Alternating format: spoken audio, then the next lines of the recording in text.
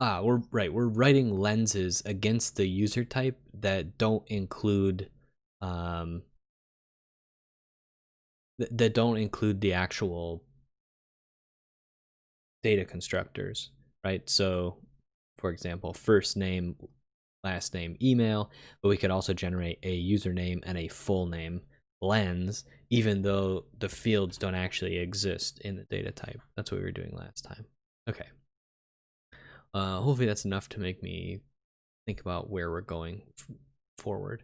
Yeah, and then these ones are like similar things, virtual fields, but for conversions. In this case, we have Celsius type, but we want to be able to do conversions from Fahrenheit to Celsius, and then you can just write those conversions.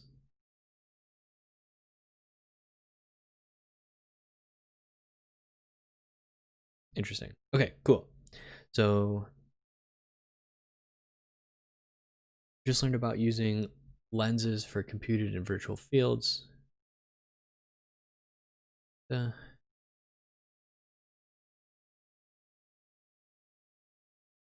okay, so we could do corrections. Interesting. Okay, so data.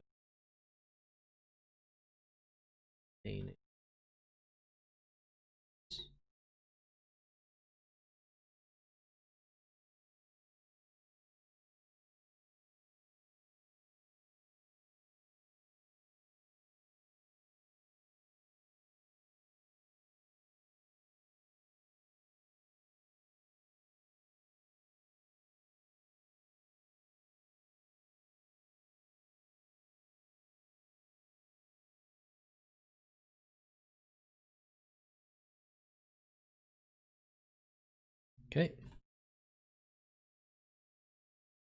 We want to allow users to edit the time of the clock, so we'll expose some lenses. However, we want to make sure that no matter what, our hours value remains between 0 and 23, and the minutes value remains between 0 and 59. Okay. So I guess we don't actually want this make lenses, we just want to write clamping function.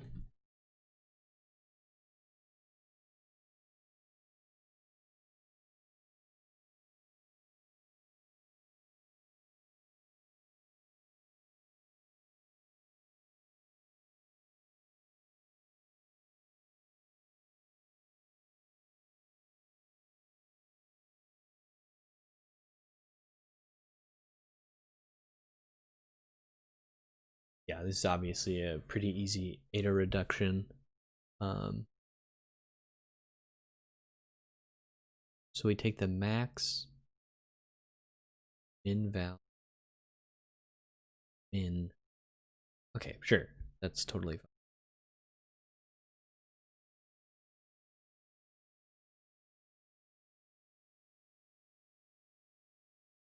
Yeah, makes sense to me.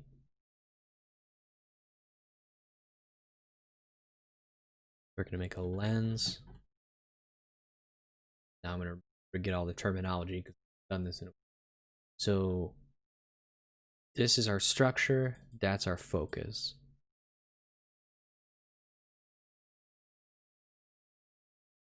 Okay.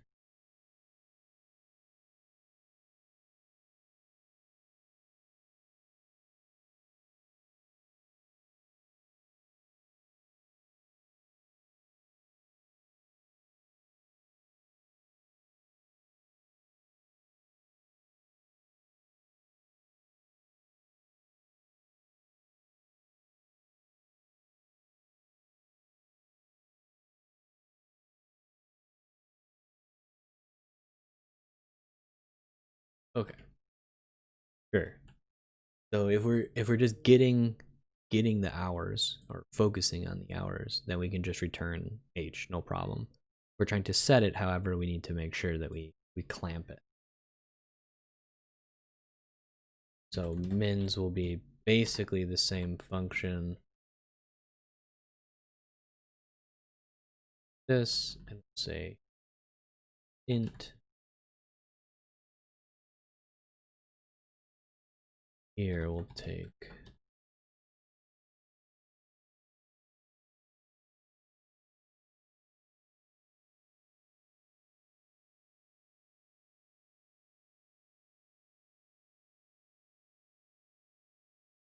subaltern humans H, like so. All right, so both of these are lenses we can use to basically ensure that our values are in a certain range. Neat.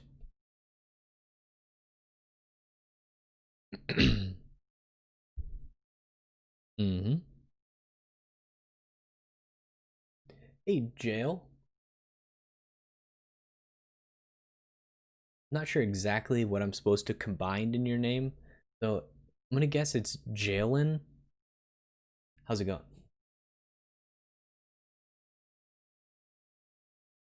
You can tell me if I'm wrong. Nice. I haven't been drinking a lot of beer recently, honestly. Occasionally I'll have a whiskey or something.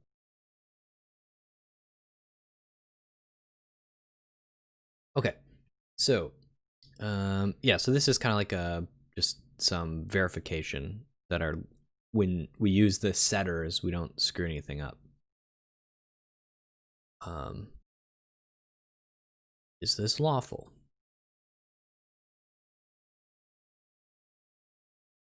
Ah, okay. I'm not even sure how to pronounce that. But anyway, jail is fine. I'll just these are not lawful lenses. If we set a bad value, we'll get the corrected value instead. This is usually fine, but it's good to think carefully about whether this behavior is acceptable. Great. That makes perfect sense, right? Because we're not going to obey the identity laws that we looked at last time.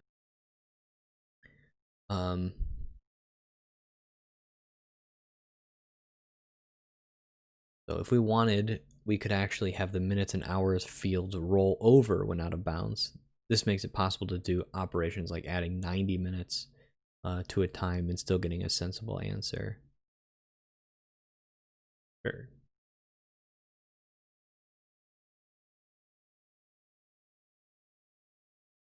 So this is one example, sort of, let's call this the naive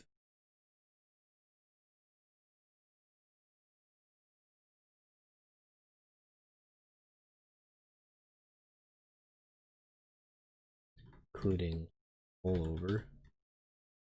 The goal today is just to continue working through chapter 3 and see how far we can get. There's some exercises at the end of this chapter, and then for the self-correcting lenses component, and then we'll move on to the next chapter, which I think is polymorphic. Well, I didn't think that. I just scrolled down. Polymorphic optic. That's the plan for today. Today is just kind of like a do something stream, which is in this case working through the book. So we're not doing any project on top of it.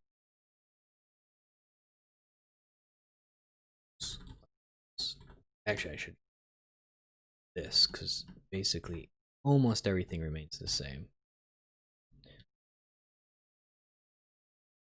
And instead of this, we're gonna write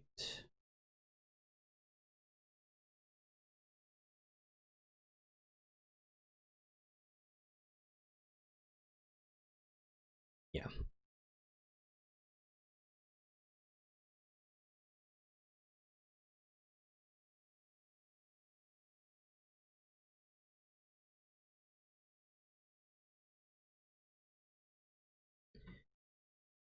This one.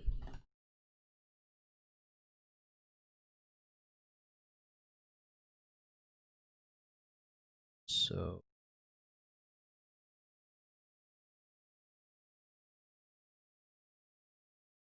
this one's a little more complicated.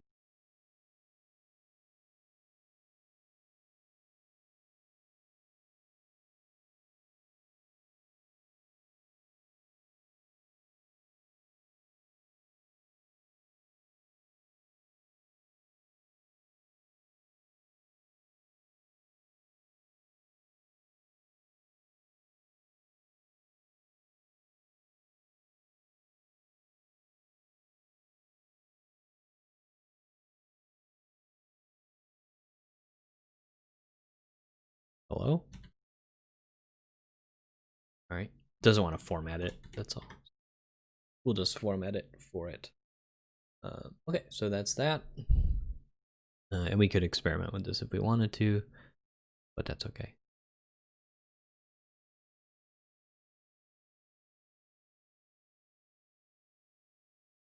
Okay, so there are apparently ways to add error messages if you would rather do that. But this is pretty useful. Like, this is a great example of the unlawful lens that is still a good idea, I suppose. Okay, so consider the following. Exercises. Self-correcting lenses. Well, I guess I can just leave this here. So we're gonna start with second data produce prices.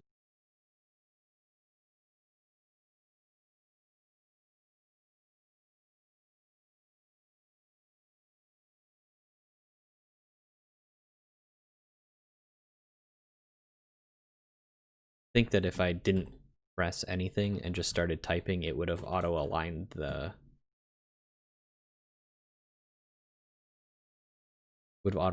everything for me.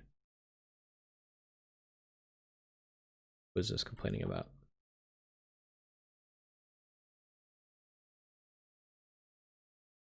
What did I do? There's probably an error here. Yeah, I didn't close this parenthesis.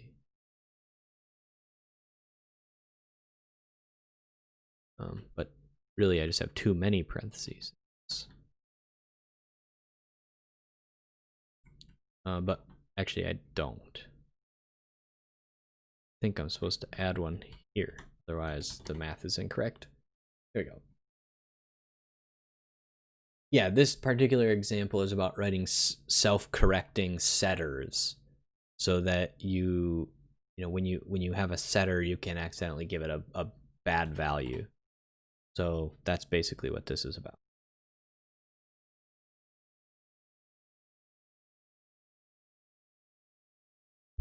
We might need that later. We haven't been writing a lot of show or using show cases, but that's okay. All right, so we're handling a system for pricing our local grocery store. Citrus, wonderful. We're gonna write a lens for setting the prices which prevent negative prices by rounding up to 0. Okay.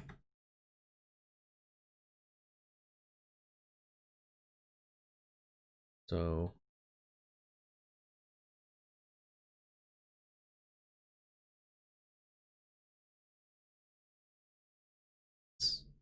setters, let's just write setters which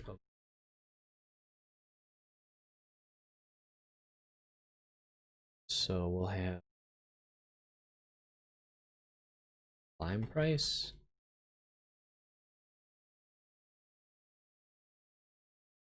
lens, the structure is produce prices, the focus is a float,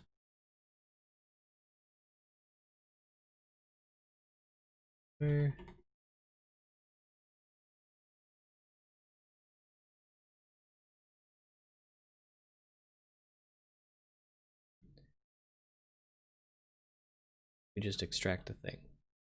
So produce prices,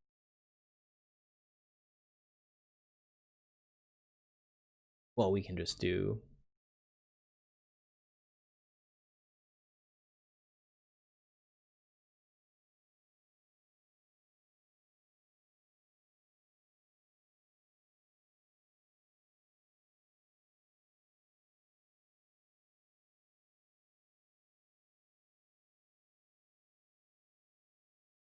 it doesn't even matter what this is.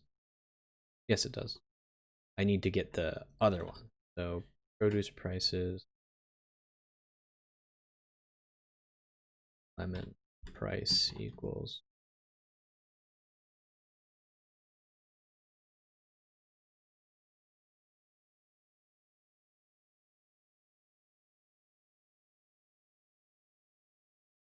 What's the most convenient way to do this? Probably not like this. Probably the way I wanted to do it before. EP produce prices, and then new price.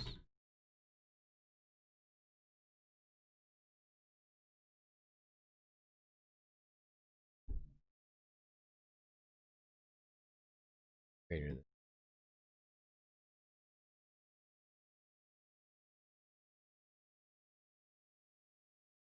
Forget if I can do this.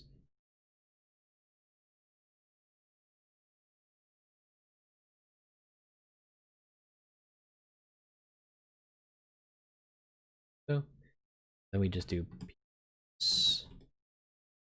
price.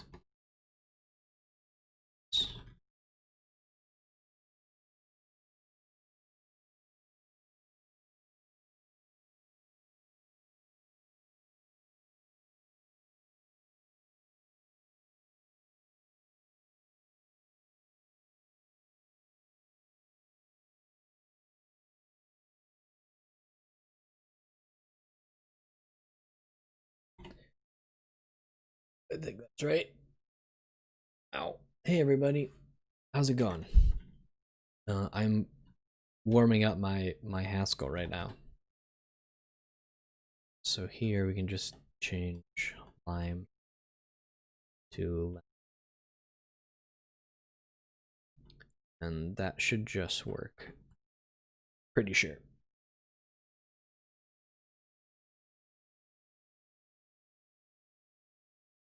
It maybe would just be easier to say in here if new price greater than 0, new price, else 0. Not really sure if one is considered cleaner than the other. Sometimes I forget about guard syntax, so I kind of like to just use it. I don't know what people think. Would you rather see an embedded if here or just the guard? I don't know the answer to that.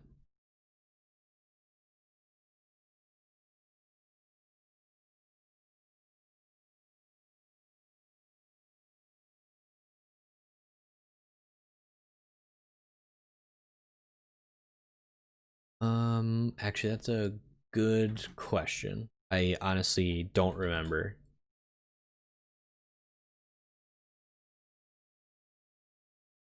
Guess here. This is in lens, right? Yes. So lens prime.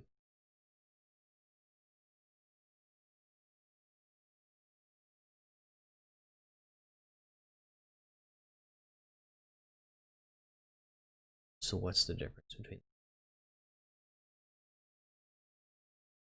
Okay, so it's a situation where S and T are equal and A and B are equal. So I don't actually know what T and B are yet, I guess. So I only know S and A.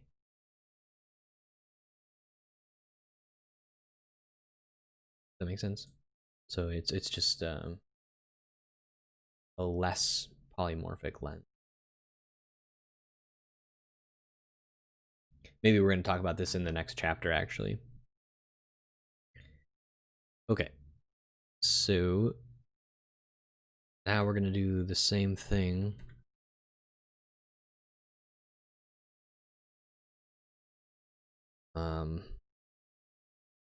We'll just stick primes next to these.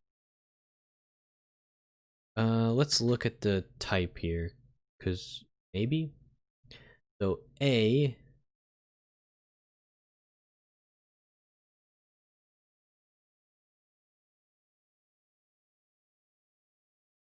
So it's S, S. So substitute T's with S's. S to F S and A to S. So like it's a little more complicated again because right, you don't see this functor f, and you're using this function lens to deal with that. So let's look at the function lens. It has to be in here somewhere, but it's going to be kind of hard to find.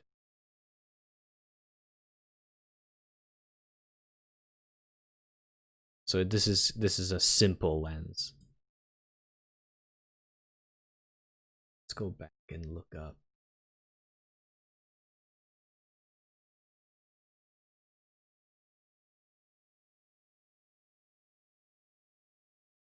It's thinking.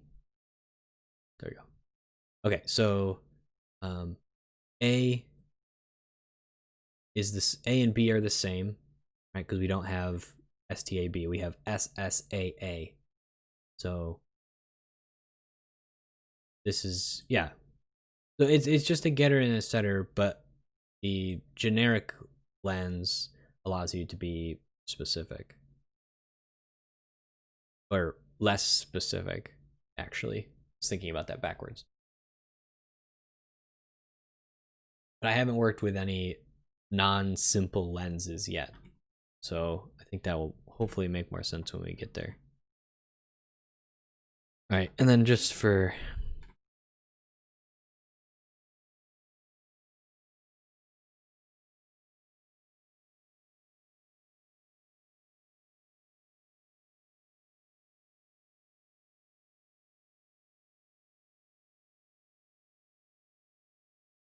so I suppose we want to reuse our clamp value, our clamp function. So down here we'll start by saying I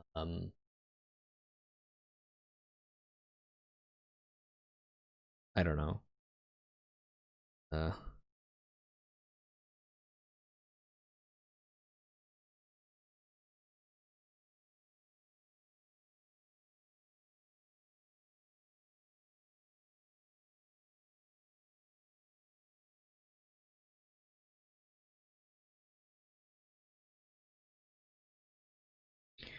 I have to actually do that inside here, which is the problem. So we'll say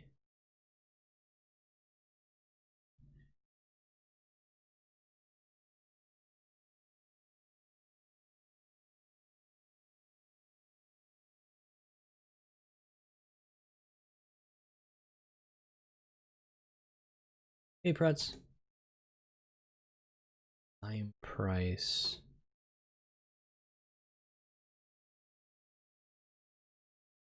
I'm trying to figure out the cleanest way to write this, so we'll see how it comes out here in a second.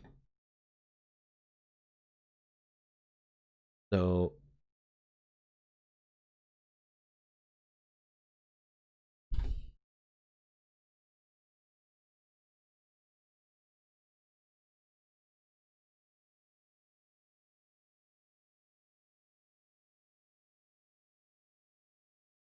this is the min value first, I think. So it's just wait, oh, okay. Price minus 0.5. Price plus 0.5.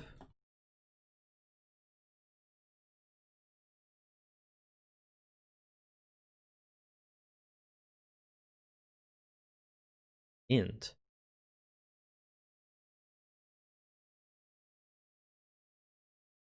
So the wait, what?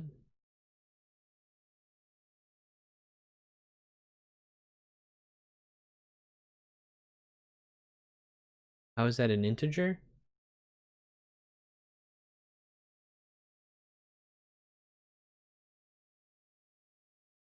Oh yeah, I guess I could, because I could just do greater than or less than.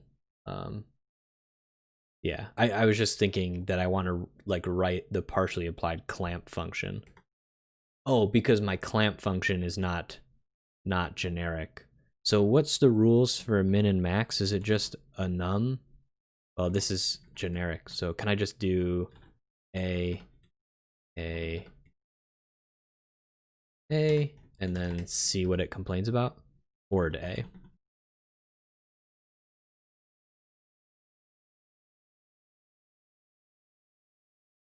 Okay, and then this should be fine.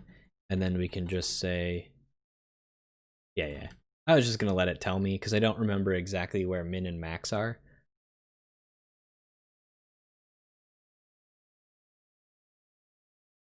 What am I doing again? Right, I need to make a new object. So EPS lime price equals lamp prime new price. Something like this, I guess. That's pretty clean, I suppose. If we did the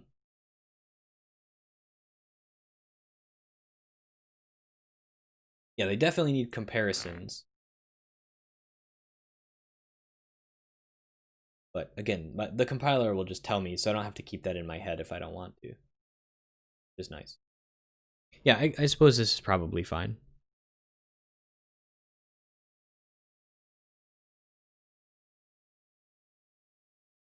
And really, we can just copy this.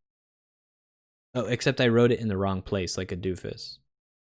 But that's okay. I'm in chapter 3. So we want to move this down here, actually, and move these back up here. Green 8G.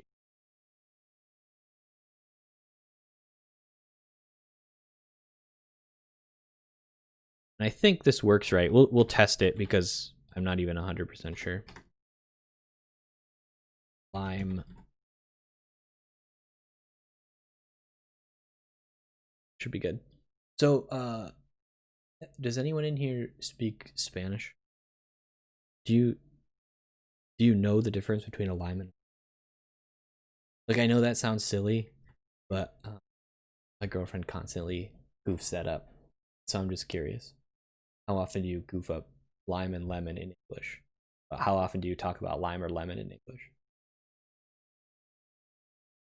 I don't know if that's true in other languages, but kind of interesting. Lime is green, yeah.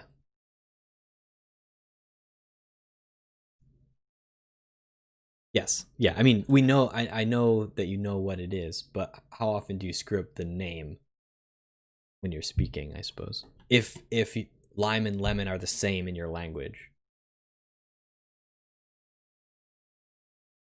because I don't know if that's true in every language, but it's true in Spanish as far as I know. Everything's okay. So let's just check this real quick and see if it works. They are there. As far as I know, there's no separation in Spanish between lemon and lime. They're both limon. We can double check.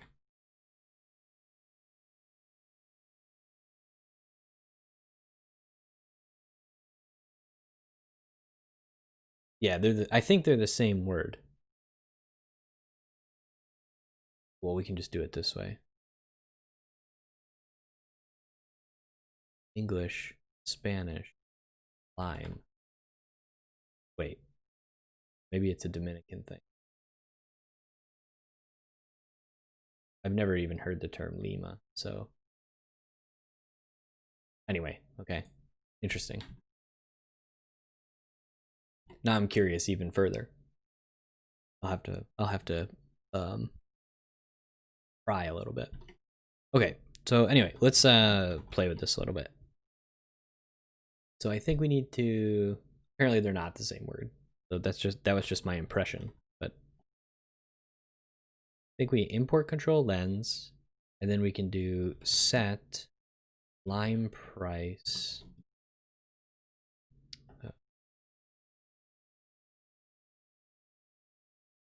That's true.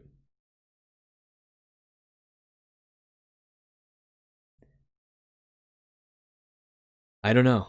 I'm now officially confused because I thought that there wasn't a word, because that's kind of how it seems when I'm talking with my girlfriend, but maybe that's not true, and it's just like a Dominican thing that's true.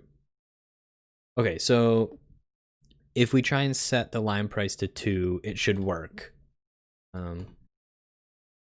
Prices. Okay, but if we try to set the line price to 2.5, it should set to 2 as well. Yeah, yeah. Yeah, okay, good. So the upper clamp works. And then if we tried to do like 1 or 0.5 or something, it should be 1. Right? Yeah, because it's 1.5 to begin. The topic of this chapter is, let's see, just lenses. So we're talking about simple lenses. Yeah, and Altern pointed out the difference is like the lens prime type versus the lens type. So we haven't even touched the lens type yet. We've only been talking about the lens prime type, which I guess again are simple lenses or classy lenses. I don't know what the difference is. What's classy lens? I think you know what that means. So anyway, our clamp seems to be working.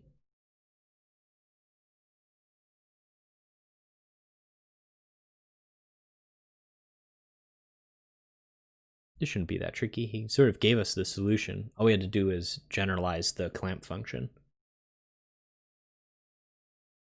I guess I can double check that the -1 works, but it should. Yeah, that one, Prutz. Yeah, it looks like it's called a simple lens in the library itself. Oh right, I need to put this in parentheses, I guess. Yeah, and it still sets it to 1, so it's working as expected.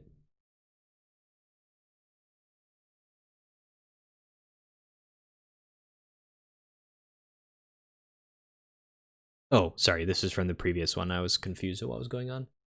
So clamp in this, so the sort of business logic is that if somebody tries to reset the price, they can't actually set it any further than 50 cents apart. So when you set, it's rounded to within 50 cents. So the clamp just says if you try to set 1, let's start at 1, and you try to set 2, it will clamp you to 150. Or if you tried to set 50 cents, it would clamp you to a quarter. Sorry, it would clamp you to 50 cents because we're at 1, something like that. And also, we're not doing like real money because we can have other fractional. Prutz, it does not. To be fair, he told us that, so I didn't come up with that myself. You may have just joined like right after we had that discussion. But these do not obey the identity laws that come along with lenses, but they are still useful lenses. Well, oh, we can just leave this open. I always do that. Okay. There we go. So we did that. Okay, so now we're on to chapter 4, so I'm going to edit the stream title. Chapter 4. Okay. Ops.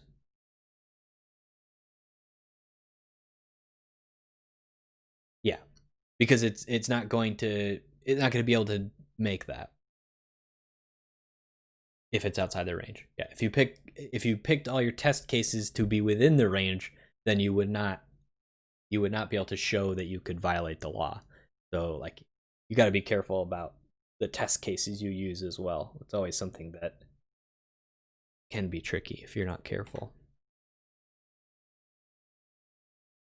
All right, so let's be done with this and we'll start a new chapter. Commit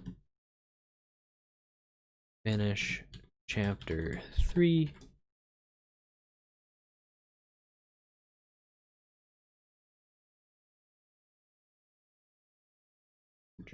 Master.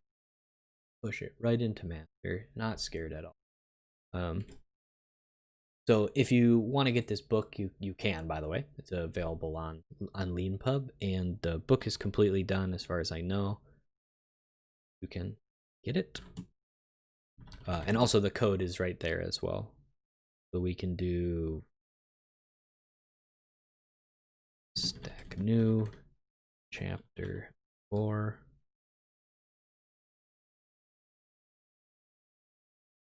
I do have a printed book. So normally what I do is usually have the printed book sitting like right here on my desk, and then I read from the printed book. But Chris basically said just show the book on stream. He doesn't care. So instead of using the printed book this time, I'm just showing the book on stream. So I've asked when I'm doing new books, I'm going to ask the authors if they're okay with that. Because if you want, so the Chris's point was if you wanted to try and read the book from 24 hours of YouTube videos, or it's way more than that. You're going to be in for a world of hurt. Like you're probably going to want the book if you really need it. At some point, you're not going to want me babbling on about whatever I'm babbling on about. Okay, so what do we need to do? We need to check this with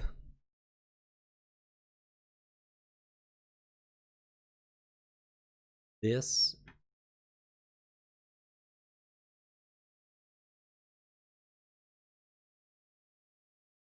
Yeah, this was one where I donated to the Patreon as well.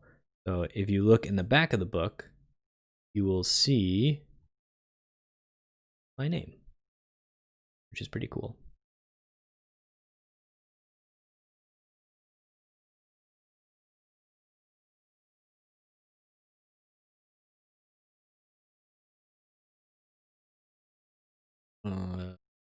All right, is there anything I need to turn on here? Okay, no worries. I don't think I need to turn any. And I think I just need to do this, and then we can just start here, here. Is there a way to open them up in tabs? Tab. Like O, but for tab pages. Wonderful. -P. So we don't need this. We can just put Sterling 4.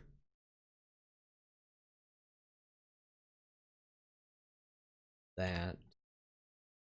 Care about this. And I guess that's all I have to do. Okay, so simple versus polymorphic optics. So far we've been working with simple lens, things like lens person address, lens ABA, lens name. These all match this form, which is what we were talking about before. S is the structure, A is the focus. However, there are also things called polymorphic lenses, which drop the tick and have a few extra parameters. So S is structure before action, structure after action, focus before action, focus after action. Yep, we looked at this just a minute ago, so cool. When we run an action like over on our lens, we dive deep into the structure to find the focus A, then pass that to the action. The action has the option of modifying the focus to return B, AB. Then the lens glues everything back together and construct a T, I suppose. We need a polymorphic lens whenever an action might want to change the type of the focus. Okay. When do we need them? So we start with 1. Here's a simplified version of over. So we have our getter. Oh, this is over. So it's a modification function and guess the getter. No, the structure.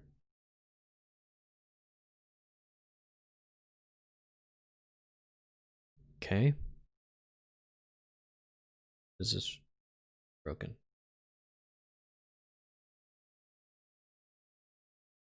Should be fine.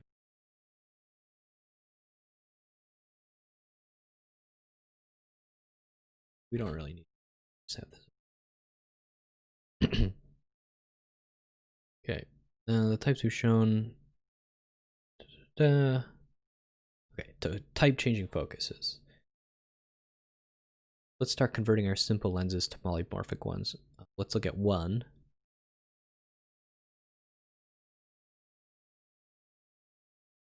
Still lying a little. It's fine.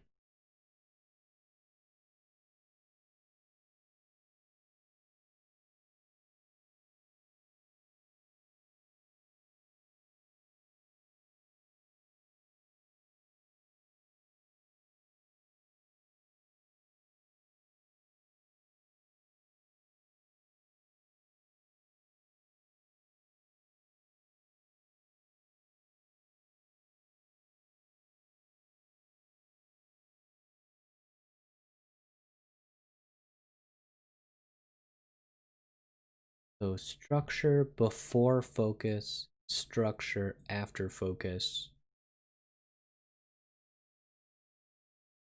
Wait, am I saying that right?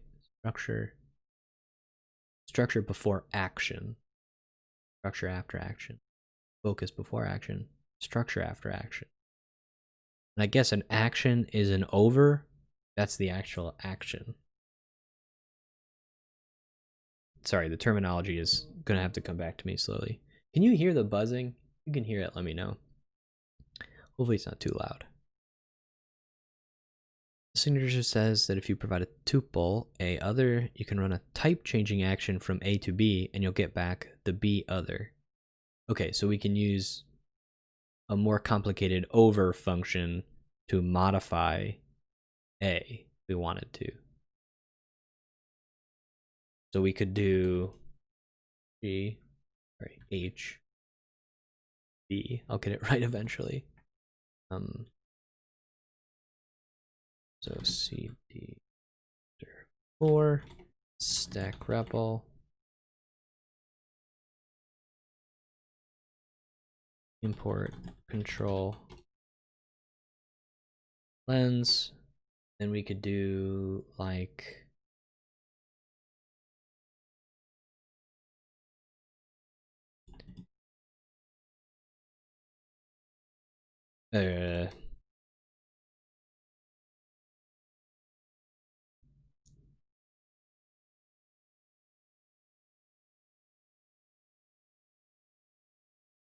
what's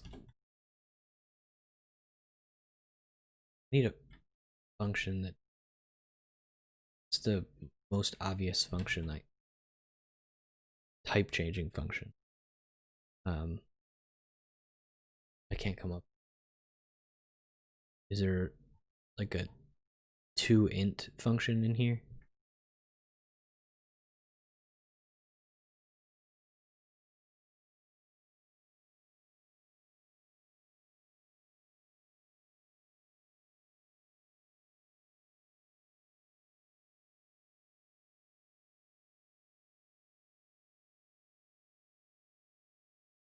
Oh, just show. I'm stupid.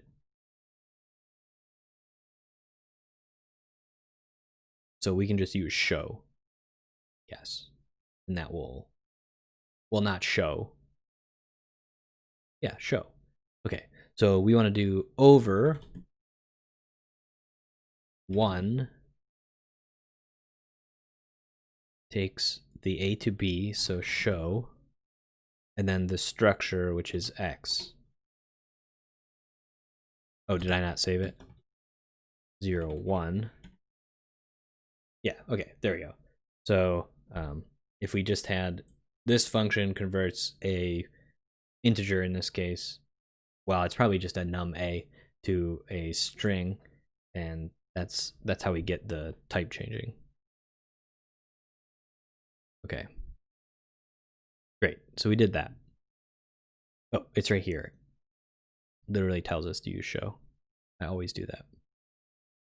We've seen how over is a type changing action, but what about set or view? The set action takes a new value and puts it into the focus slot, replacing the old value. This forgets the existing value, existing focus, and provides a new value as the output focus. the polymorphic version set looks like this. So given the structure, given the lens, the new value, and the structure, I'll give you a T. Sure.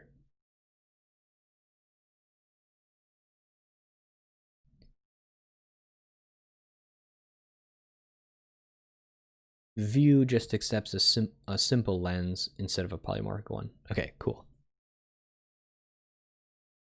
So changing type variables with polymorphic lenses.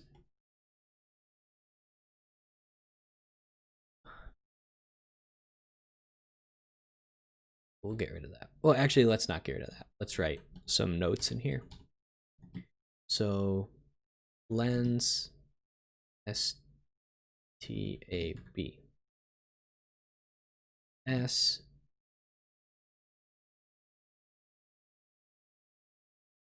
structure before action, T structure after action, A focus before action, B focus.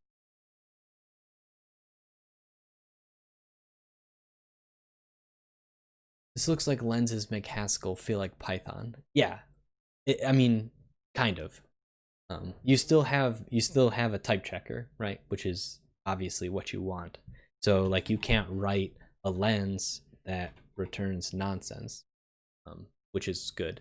Like today, I was writing Python and I didn't have, a compiler, and I goofed up pretty often on the types that I was trying to do. I could just have a type annotation, then I wouldn't have screwed up as often today. But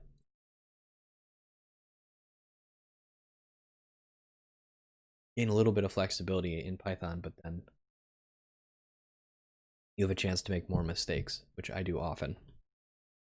Which is why I love having static types. All right, so we're going to talk about promotion. I don't really know what this means. Oh, okay, it's a promotion on like an item. No. Let me see if this works. Yes, there is. It's called it's kind of like TypeScript. What is it called? MyPy, but the types aren't that, they're not complete yet, as far as I understand. I've not used it enough to like review it for you or anyone, but I have seen it, and as far as I know, it doesn't deal with the kinds of things I need it to deal with. So I've kind of ignored it for now. And it's not really what I'm looking for, right? I'm not looking for TypeScript. I'm looking for a statically typed programming language. Okay, so we're gonna build an item lens. So we're gonna have a promotion A, so that's the structure before focus. The structure after focus can be a B, and then we can have AB.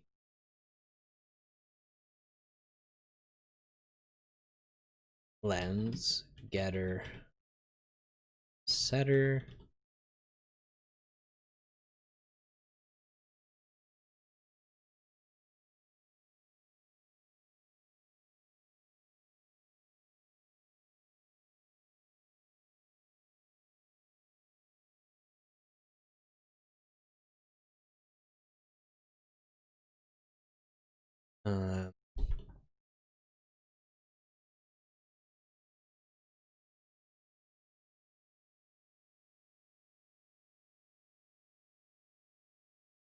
Suppose that's the trivial lens.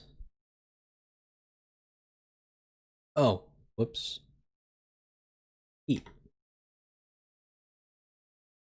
I love the record update syntax. Very, very good.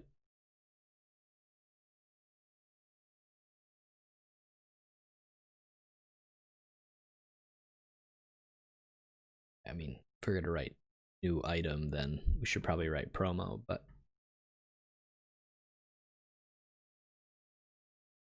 Doesn't really matter.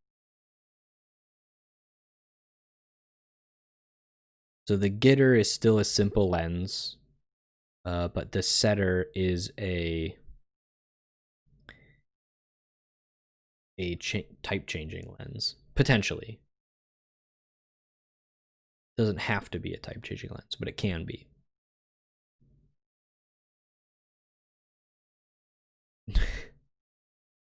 All right. I can see how we use this, so I'm not too concerned about it.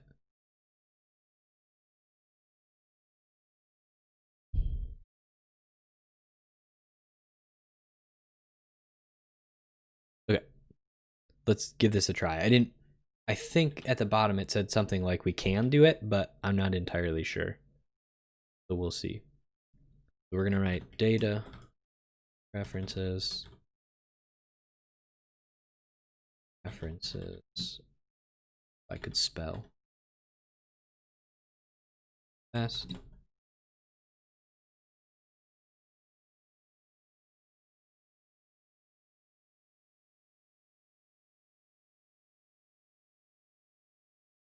Driving show. And then, right, I don't want. So we'll write best lens references. Oh, I see. So it's going to be, we're not going to be able to write this because the worst is attached to the best, right? You would have to have preferences A, B to have a valid, to have a working lens, right? Because we're going to have preferences B and then A, B, for example. Lens setter getter, where setter, sorry, I did this backwards.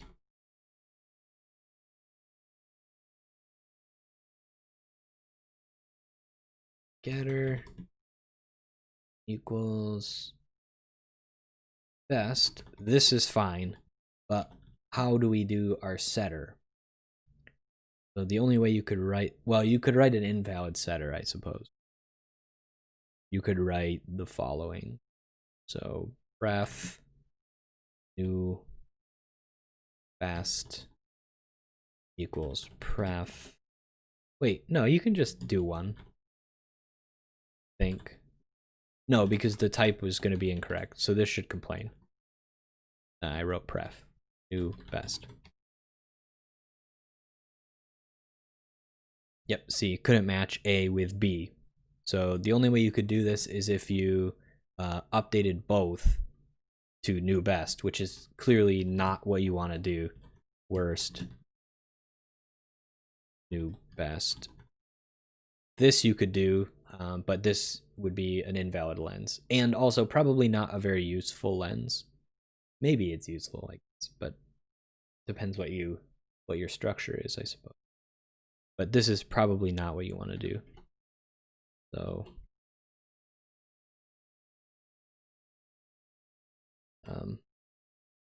this will fail to compile because we can't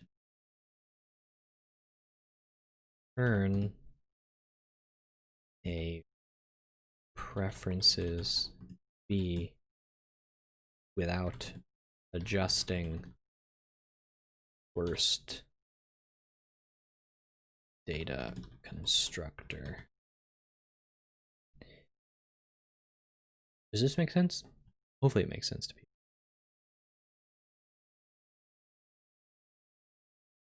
Makes sense to me anyway. All right. So since a lens focuses exactly on one thing, there are two things in the structure of the same type variable. There's no way we can use a lens to change them both at once. We're going to learn about a different type of polymorphic optic, which can do this later, called traversal. Okay, cool. So exercises. I love exercises. It's my favorite part of the stream. Polymorphic lenses. Okay, write the type signature of the polymorphic lens, which would allow changing a vorpal X to a vorpal Y. data vorpal.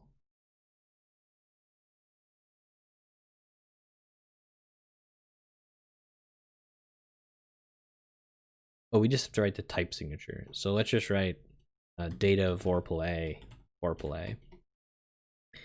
So the vorpal will be a lens vorpal a vorpal b ab vorpal equals full new type. Yeah, we don't need to actually implement it. That's the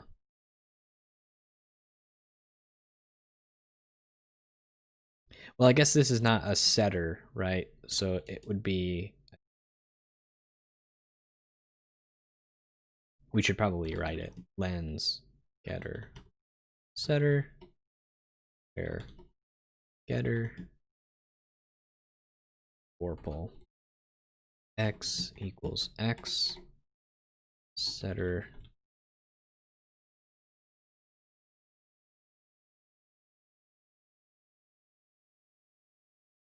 vorpal x new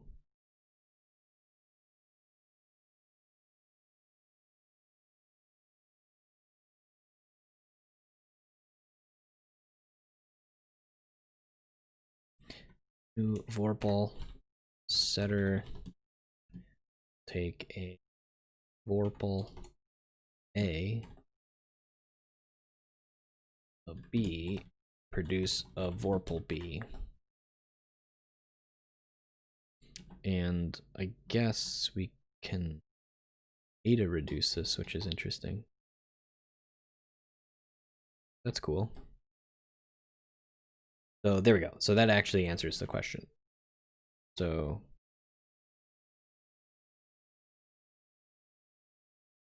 write the type setter for vorpal. Okay, that's one. Find one possible way to write a polymorphic lens which changes the type of best and worst fields in the preferences type above. You're allowed to change the type of the lens or alter the type itself,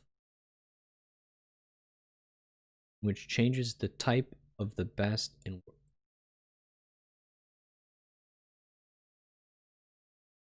changes the type of the best and worst fields in the preferences type above. What does this mean? Does this mean either we say preferences A, B, and then write the best and worst?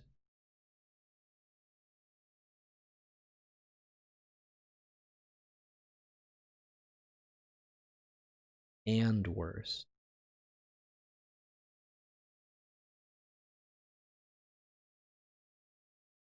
The wording for this is throwing me off. So the way I see this is if we want to change both of them at the same time, we could make this a tuple, but it's kind of weird. Like we could say best worst, and then change an AA to a BB.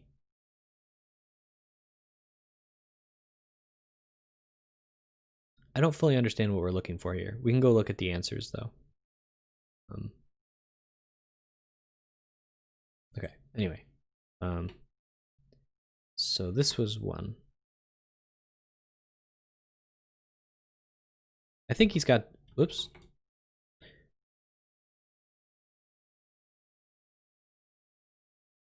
Let's go look at the answer. Because, well, I don't want to accidentally see the answers here, so skipped for now. Okay. You can change type of more complex types too. What is the type of a lens which could change the type variable here? Type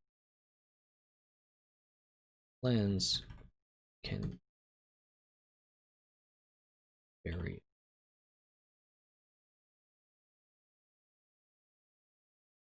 Wish I could turn that off. I don't know how.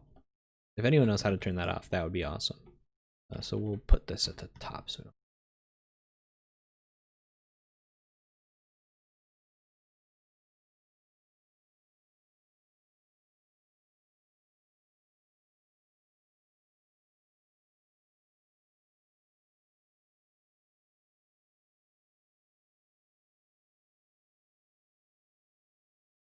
when both you and Jappy are streaming on the same day, it's like Christmas to me. Just woke up, 1 a.m. here. What are you doing up at 1 a.m.? Should sleep. But thank you. I mean, I stream every Tuesday. You gotta get Jappy on board. Make sure he streams every Tuesday. He's busier than me, though. I think. I mean, let me be awake. Sure. I'm sorry. I apologize. Stay awake. Alright, so we're gonna make... What are we trying to make here? What is the type of a lens, which could change the type variable here? So I guess by the type variable, he means E. So what we really want is to write a result lens, which is going to be lens. The structure will be result A, result B, AB. And we'll just write the whole lens, I guess. Getter. Need to learn how to do templates in here, because I think you can. The getter. Ow. Oh, interesting. Well, it's just getting the result, so I think it's just result like this. How do we deal with a right, though? Oh, right, we just reconstruct the thing. So you're just gonna have result, new item.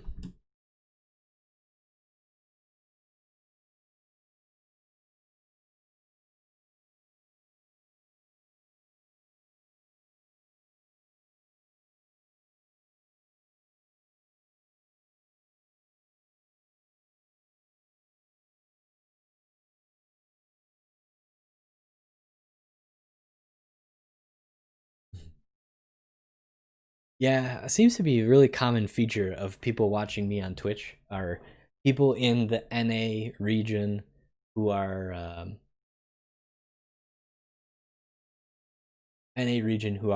weird sleepers. That's what I feel like my viewership is like. I should do a poll for my followers. How many of you are NA folks with weird sleep patterns? There might be something there.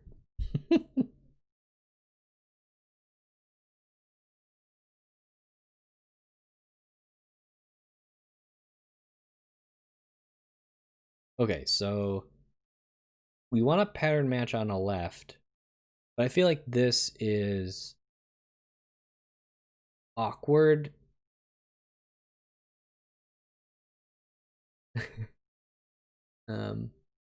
Over 80%, 90% of his code is just lens library. I mean, lens is pretty fantastic. If you I don't know exactly what code you're referring to, but if he's doing sort of data analysis and data sciencey type stuff, I could see how lens would be really powerful.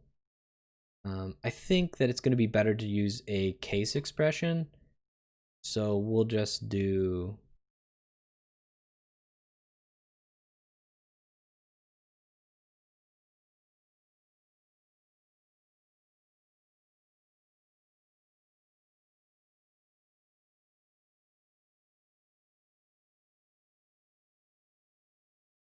said reversals.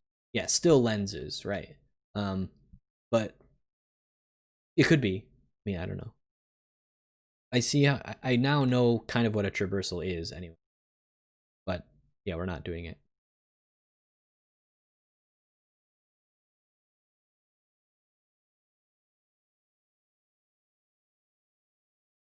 So we'll call this structure. We'll call this result. And then we'll say item new result. Case result of left structure result equals new result right structure. Okay, now I think this is wrong, so we'll see.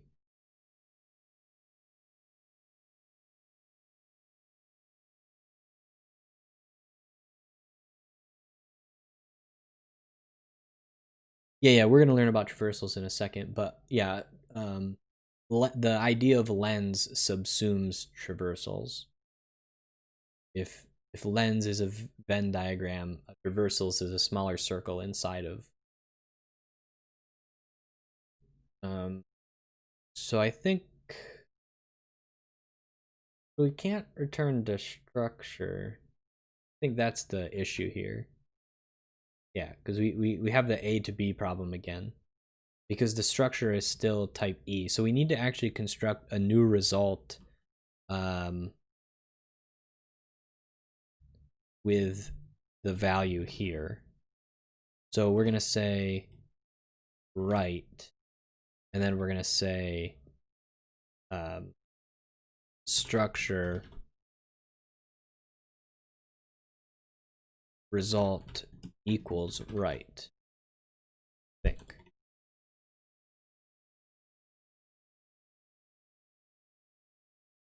Look at. Yeah, I think in this case the Venn diagram makes sense. It's like pretty easy. So this will change. We need to construct a new structure. That's the thing. So I want to change this. Why am I doing that like that? That was awful.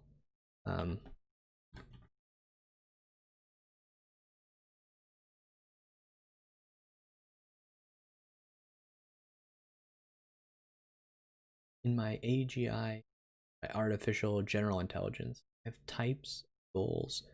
There are 3 of them. Wondering if they are perfect.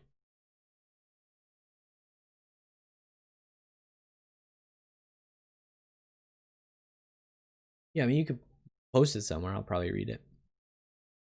Result equals result.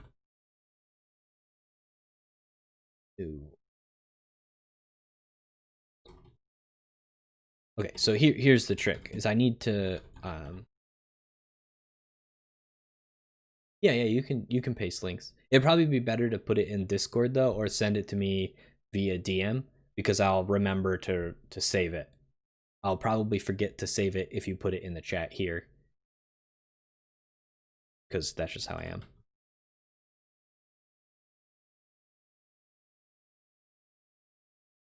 Okay, so we need to construct the line number with the new result.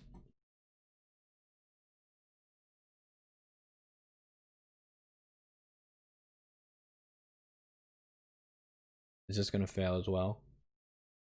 Oh, these are supposed to be arrows, duh. Or will this new result still complains?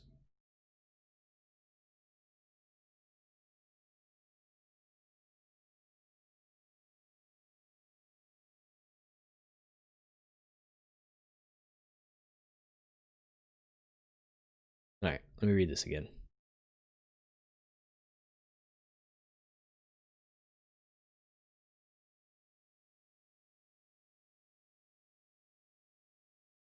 So we have a result A.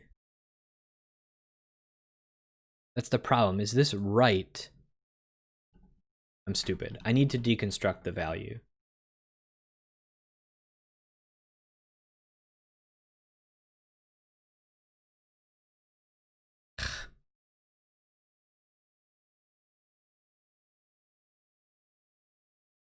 There we go. Wait.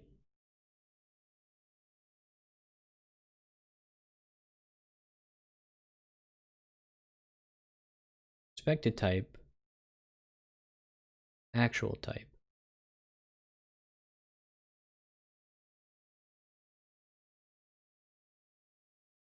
I need. So let's.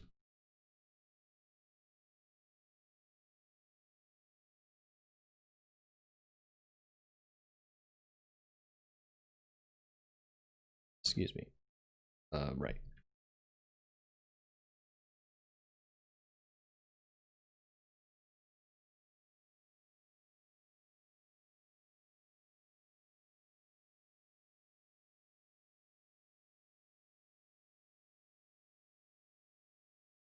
Of course, my holes are a problem. Anyway.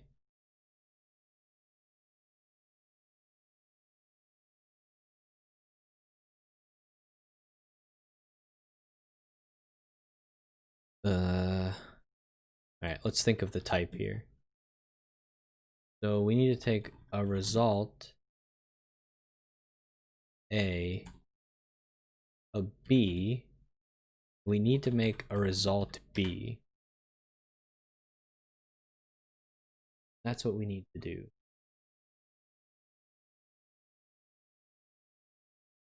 So this needs to be, first of all, a left.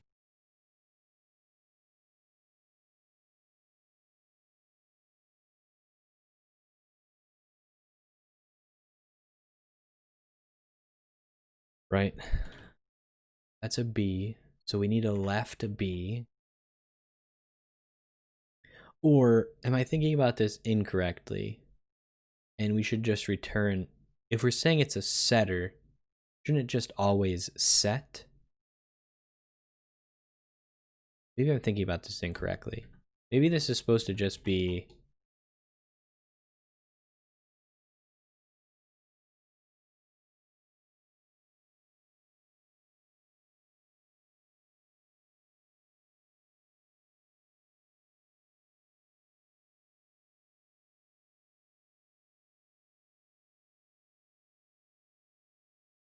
our getter should be result A to A.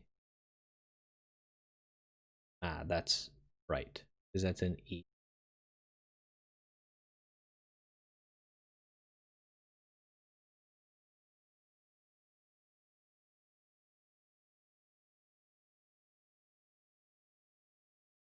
This is tricky.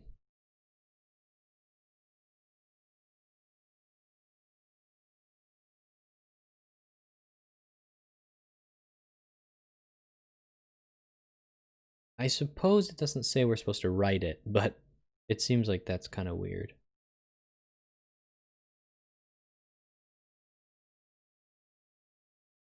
I suppose one thing you could do is say, like, A can be, if A is a monoid, you could always return left of empty.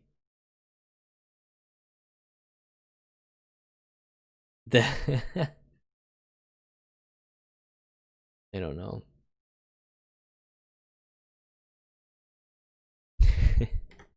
Let's come back to this.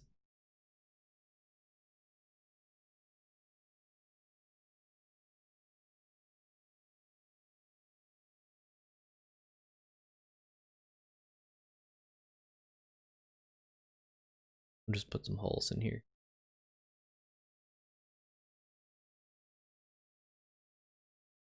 Okay. Is it possible to change more than one type variable at a time using a polymorphic lens?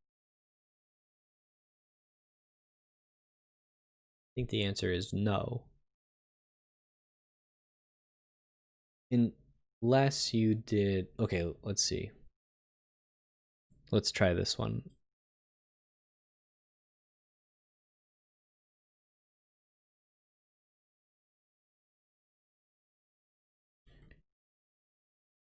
So if we did data top B equals top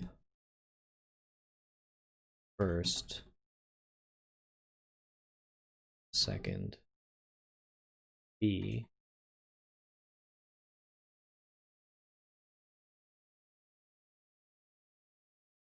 Can we write a lens like the following?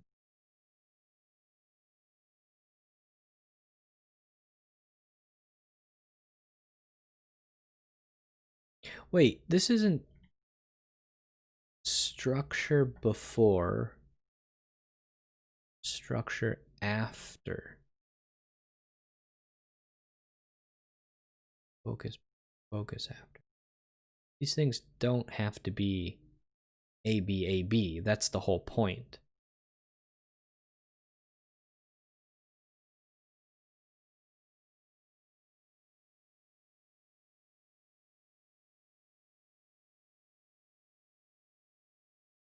Well, no, that, how would you do that?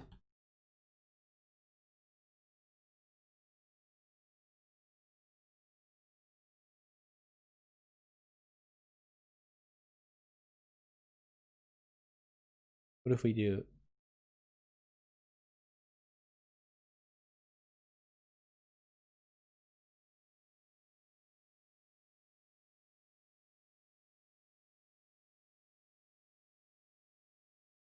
so the getter has to be trivial.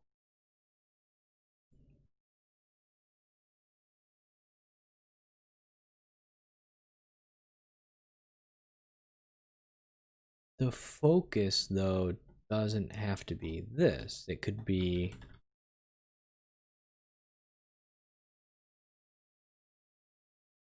this, I suppose.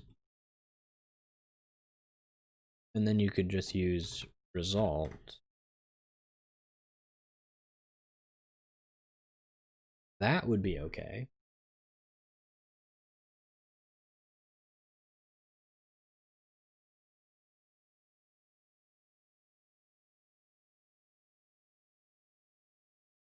And this could be either B string if you wanted. And then the setter could be what I had before, right? Can we do this? I mean, this seems reasonable.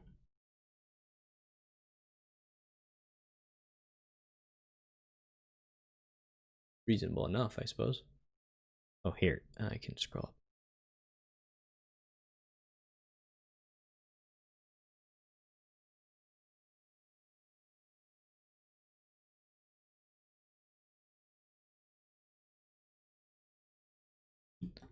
Destructure.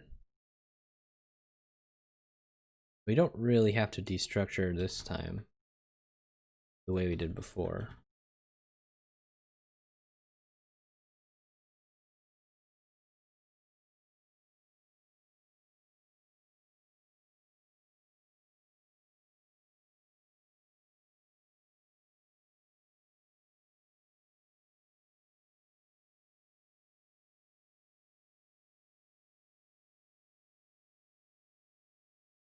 Okay, so what's this going to complain about now?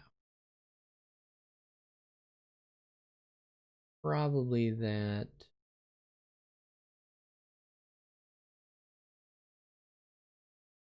Oh, well, not going to be there anyway because I have a bunch of holes.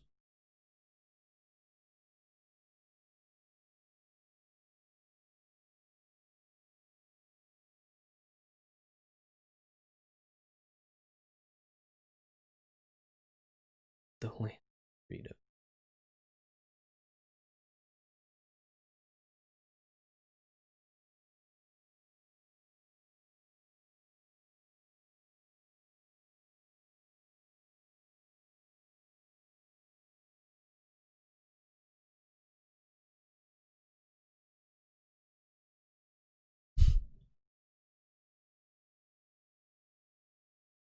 If I put, wait, isn't that the same thing? This should just be B. Then we should be okay.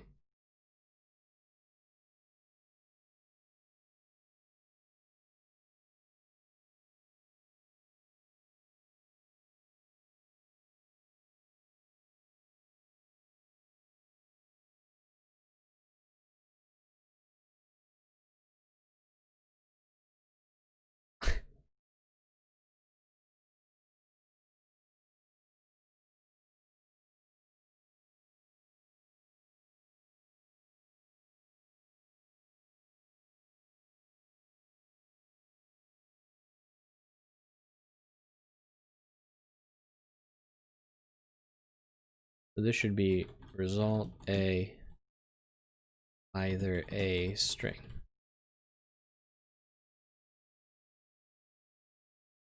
Setter is going to be result a either b string result b. Right. And then we can just use the record update syntax, I think.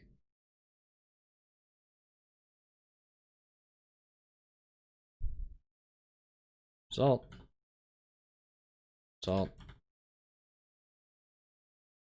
I just need to be more specific, I think. We'll see if this compiles.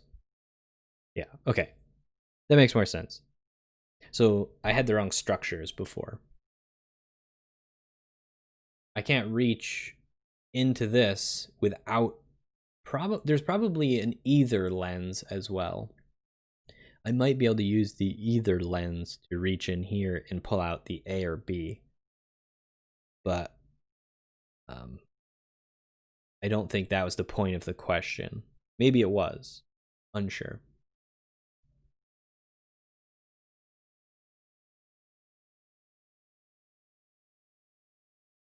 Okay, so here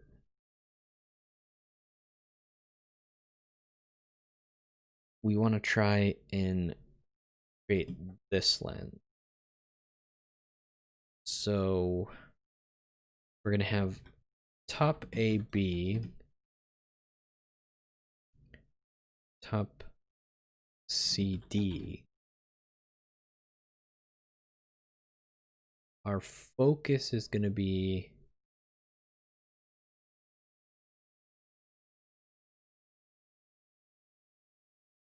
more than one type variable at the same time.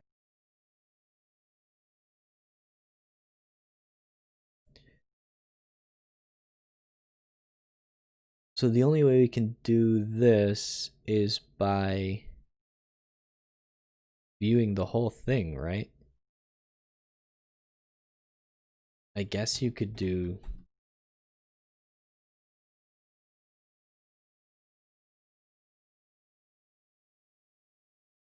this. See if it compiles.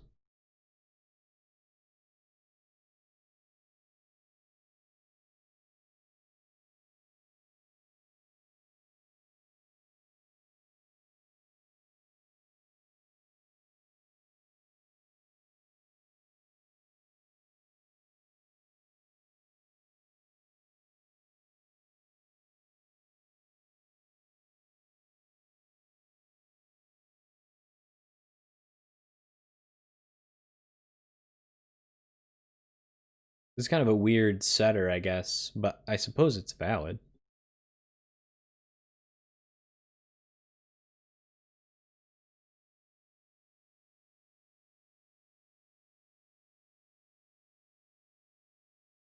Does this count?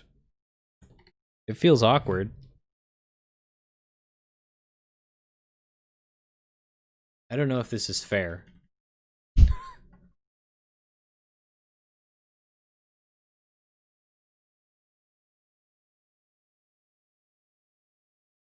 Well, what do we think? Is this a reasonable lens? I mean, it compiles. It probably passes the laws.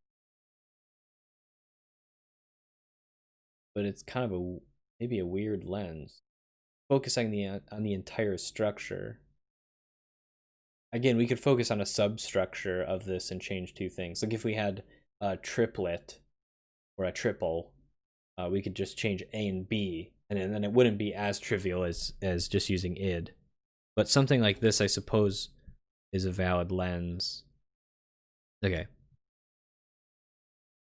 Bonus. Sure. I feel more comfortable at 3 now.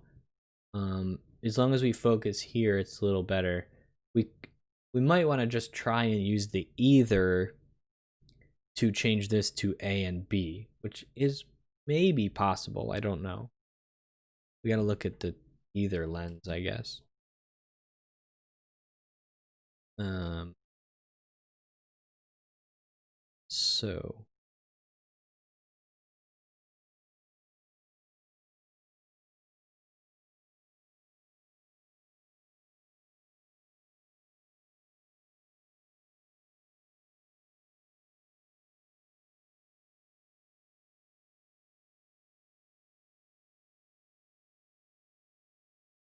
all right. So data predicate.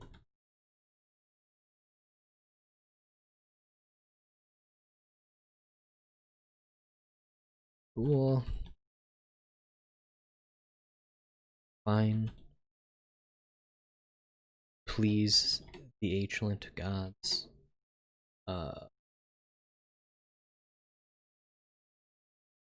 So predicate is a lens where, okay, so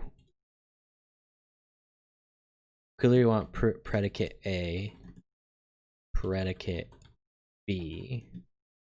What is our focus? Is it the function?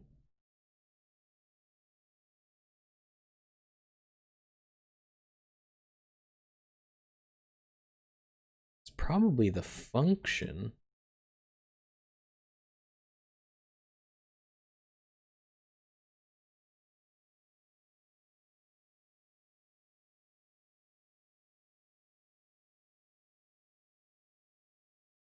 Or is the focus supposed to be bool?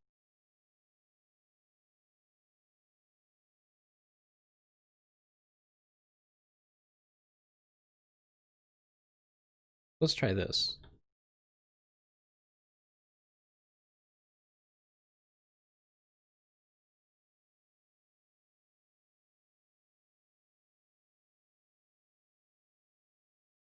Where getter equals get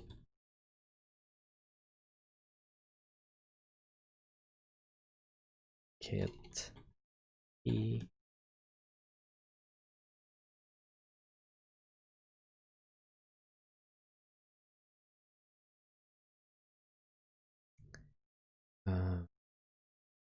predicate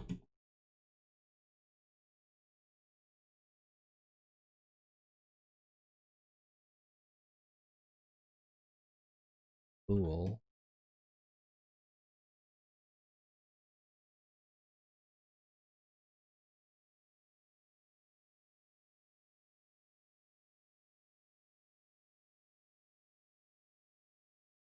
Comes bool.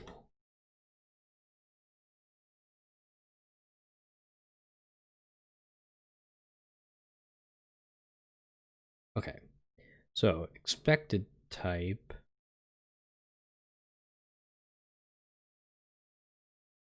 before action. Type before action. Maybe it's supposed to be.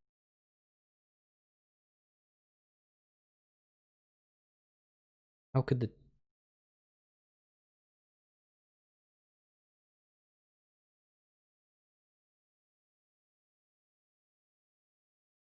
let's start here and then think more.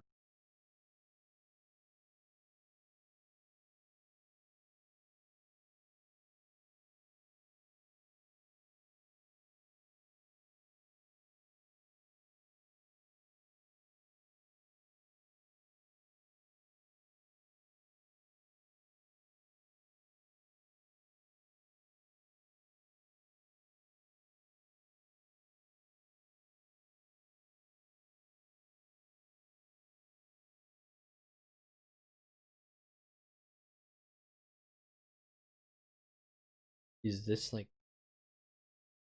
this what we would expect to be?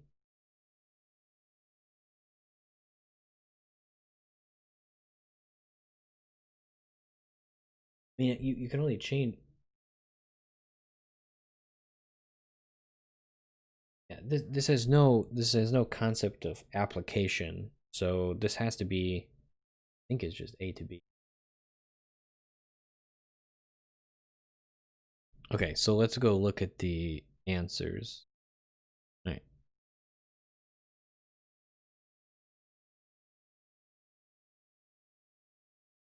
We are in. Oh, wait, right. There's always a link. So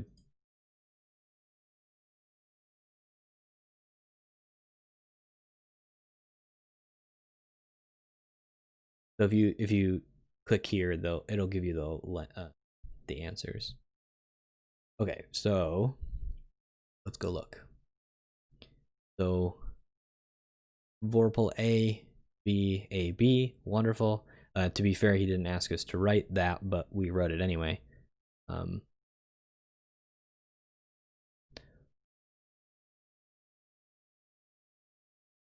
Yep, this is kind of what I was talking about, is if we tupled them up, then it would be okay. But you'd have to tuple them up because you'd want a function to give you a new BB, essentially.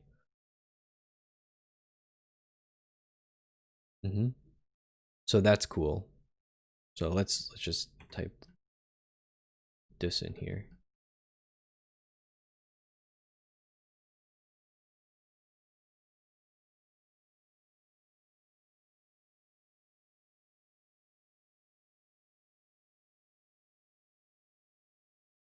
Sorry, I'm not in a country where we use the U. But we'll fix that here in a second. Is that what I called it? We should call it preference. This, I guess.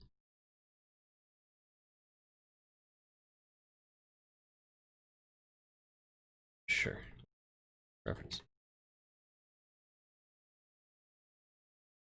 Okay, so we'll implement that function here in a second. Okay, and then let's look at the result type in C.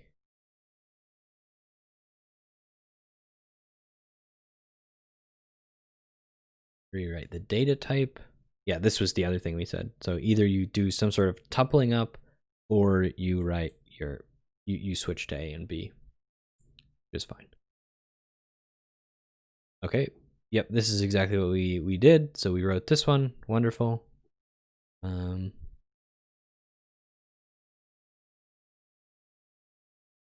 Is it possible to change more than one type variable at a time using a polymorphic lens? It sure is. We might need to get a little clever about it.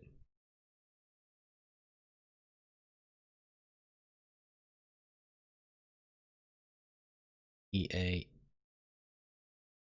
Yeah, so I think this is okay.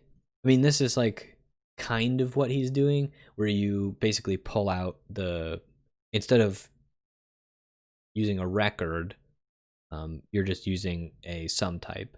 So like in this case, we have first and second, but we could have any number of these things, and then you can just change the ones you need to change. So this is essentially the same example. Cool. And then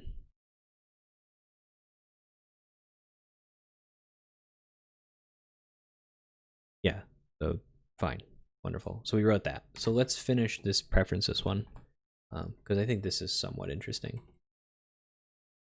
Getter, setter, getter, not lens.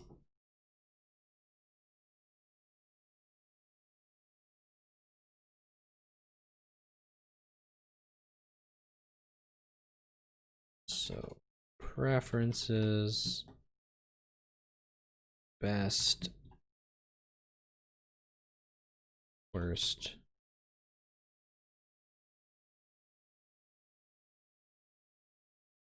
best, worst. We don't care what this is. All we care about is best, worst, preferences, best, worst.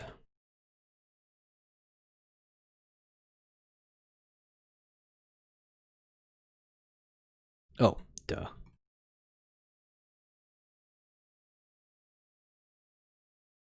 Okay, there we go. So that handles our interesting setters, and we need to rewrite this in here. Turn to back to question. Okay.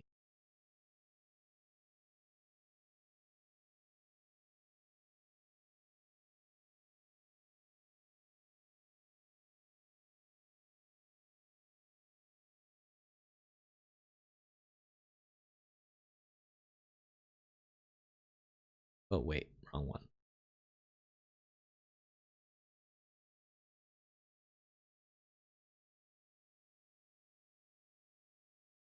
Oop.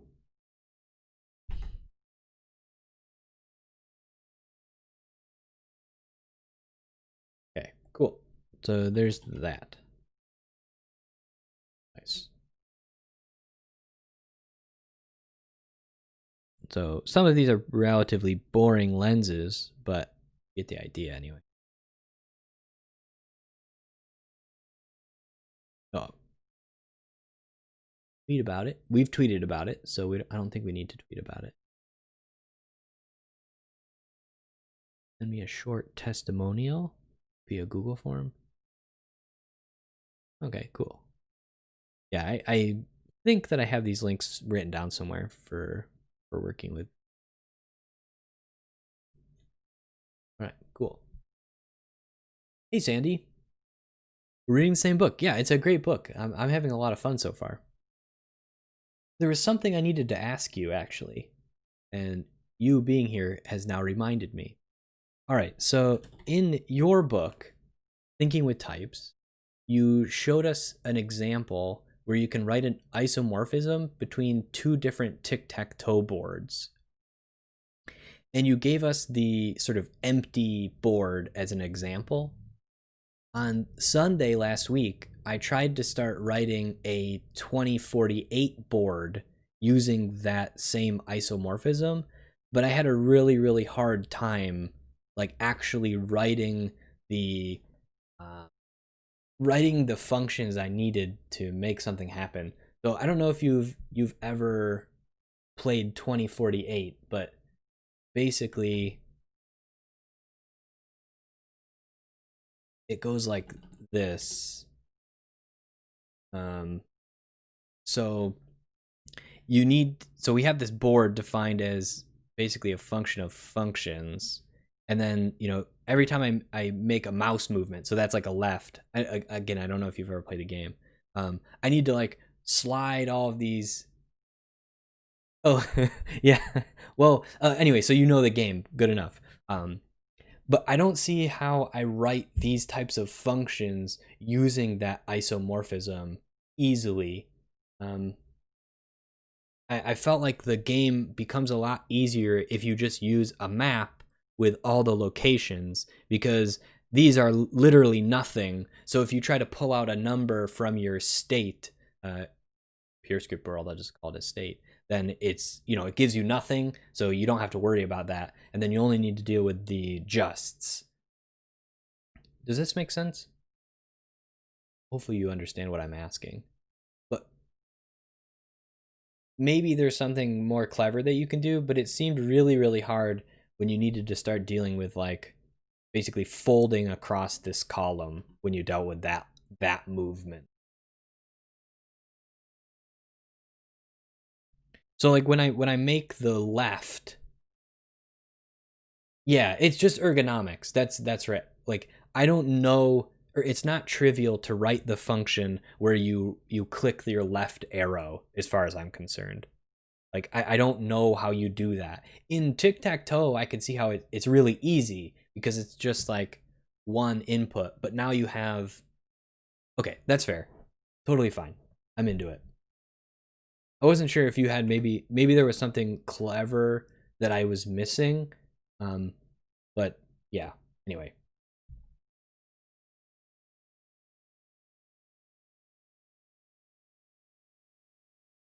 So how are you, Sandy? How's the book going? I read your most recent is that a blog post? It's kind of more like an update. But and it seems like you're you're having fun with the book, although it's really what you're doing is really hard at the moment.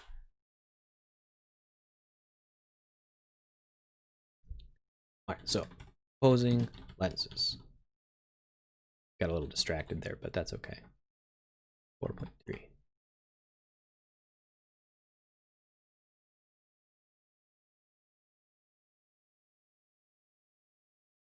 Bad solution for these things, but it's not giving easy semantics. Okay. Well, I'll have to read more about the book, I suppose. I'm still excited for the book. And I read another announcement for yet another book today, so I still have plenty of books to work on, which is nice. Yeah, that's Sandy McGuire.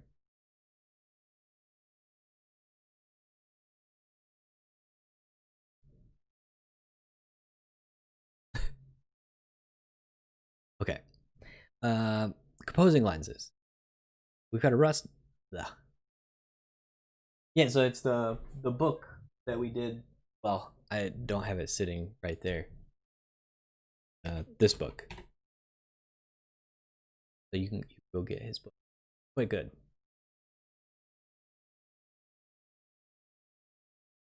You don't even have to talk me into it. If you tell me when it's ready and I will start looking. I'm almost done with the Elm in Action book. So if I'm finished the Elm in Action book, I will pick it right up. I would be happy to help you with that.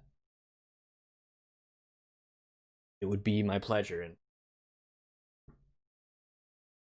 so just let me know on Twitter, or you can send me an email. You can message me directly on Patreon. Whatever you need to do. I would love to help you with that. That would be super fun.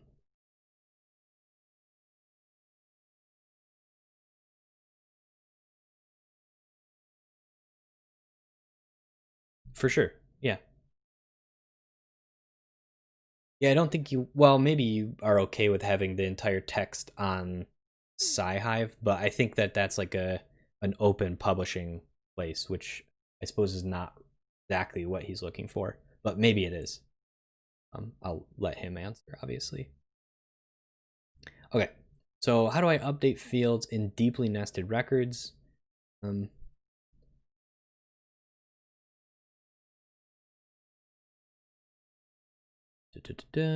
Let's define a new record. We can see how lenses can help when things get a bit more complicated. Let's make some nested types. Okay, I'm gonna copy and paste this because I'm too lazy to write all of this. Obviously, we're gonna have to do some fixing here.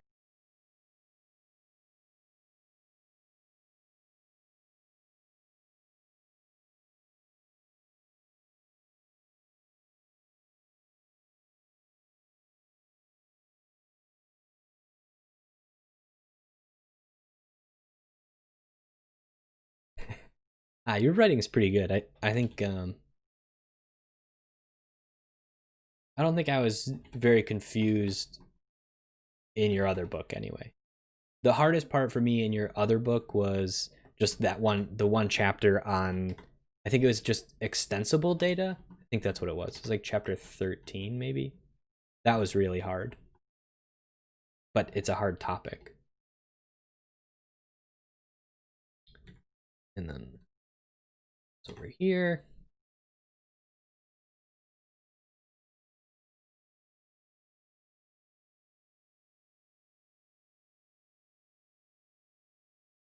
Honestly, I probably could have typed it faster than making these corrections.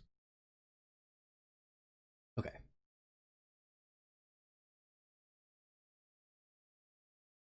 But yes, if you ever want me to go over that book, you can just let me know. I'll do it on stream.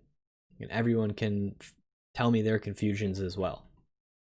Imported control lens. So what's the issue? Oh, I know. Language, template, Haskell.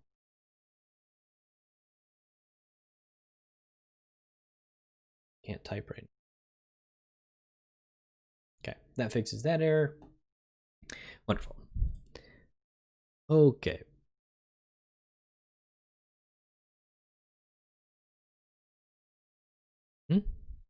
We know about make lenses, so no big deal.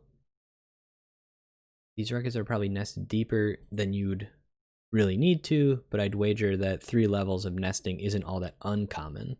Sure. So we will make a person. Let me put this at the top. Person.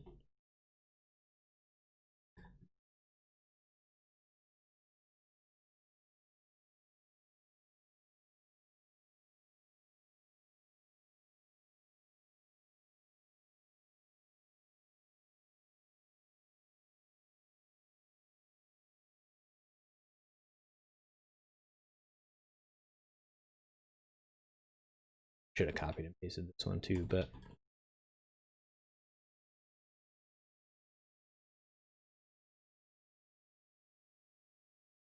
no worries, Sandy. Take it easy. Thanks for stopping by. Always appreciate it. Street address.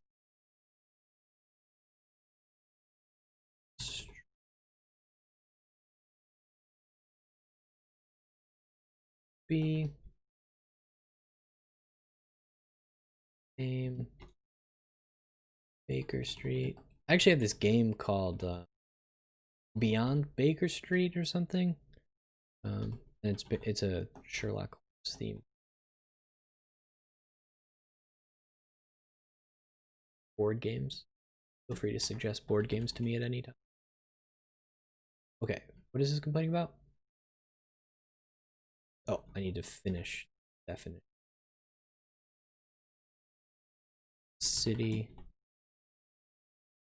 That's only a warning? Kind of interesting.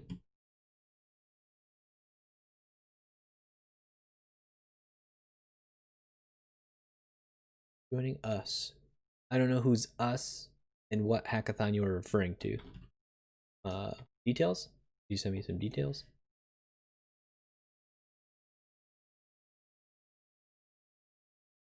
Oh, these are inside this one.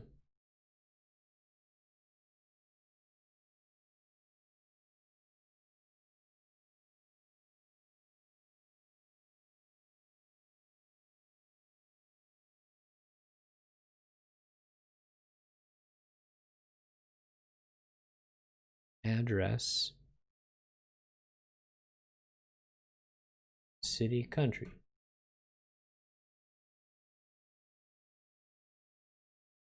None.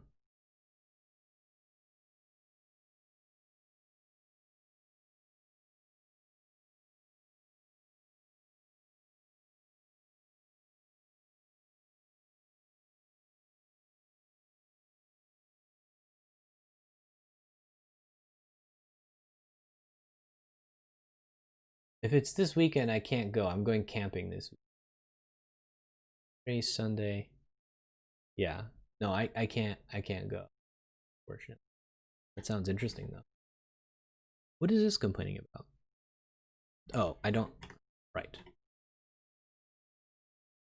I mean, is what it is.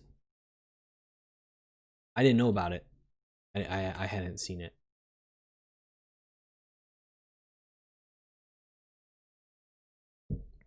Okay. Anyway, so we got this. Yep. Yeah, it's at Chiroptical. I think I have. Yep. My DMs are open as well. Okay, so we could, right? Take a look at the dumpster fire we end up with. I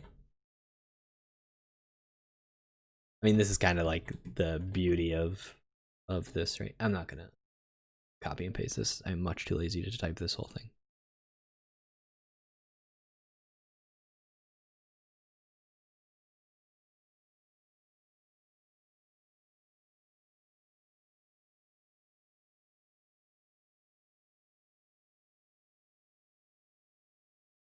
Excuse me.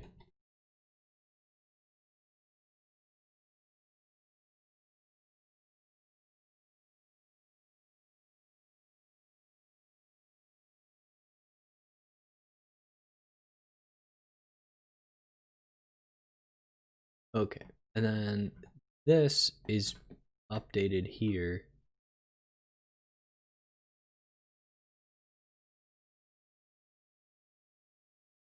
These need to, there we go. Suppose that's the, here they're in space. Oh. It actually shows up right on my screen, which is why I never worried about it. But I can fix that real quick. And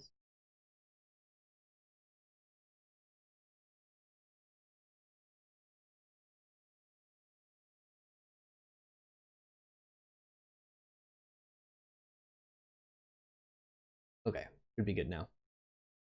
Yeah, I think it depends on like what you're viewing in. Like for me it works, but for other people it might not. For dinner. It's interesting.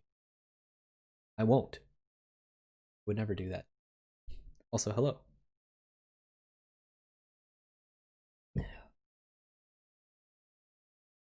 Are you a Haskeller? Just sort of interested in the idea of optics? Feel free to share any information you want, or none at all. Totally fine. Right now, we're looking at how painful it is to use the record update syntax to change things like the like a street address for a particular person, which is this sort of deeply nested data type. If you're very unfamiliar with Haskell, let me know, and I can talk about like what this all is, because this is probably very daunting if you've never looked at Haskell code before. Okay.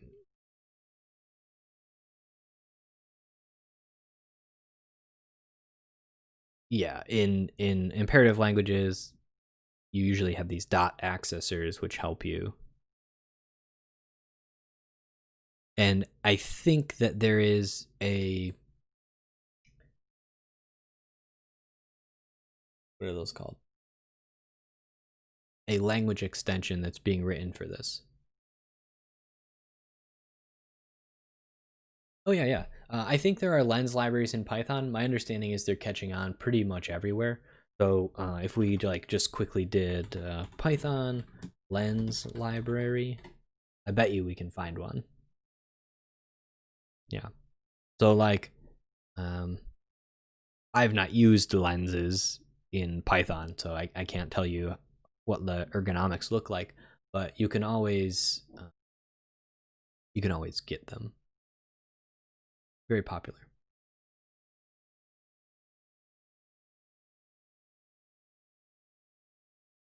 Yeah, so Freeman, if I recall correctly, you're using that hex chat thing, which is probably the problem.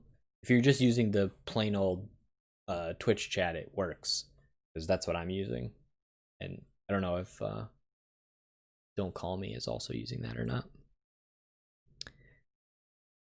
But yeah, so just as a reference point, since you said you know a little bit of Python, these are just basically classes with members. They're just basic record types, and then you can see that we're basically just nesting them. So this street address is just yet another record pasted into the address, and the address is just pasted into the person. So it's just like a nested record. That's all that is. The lenses are what we're going to talk about here in a second to make this easier. But in Haskell, you have to do things like write this code. So let me explain what this is doing. So what in Haskell, you have to extract things using these field accessors.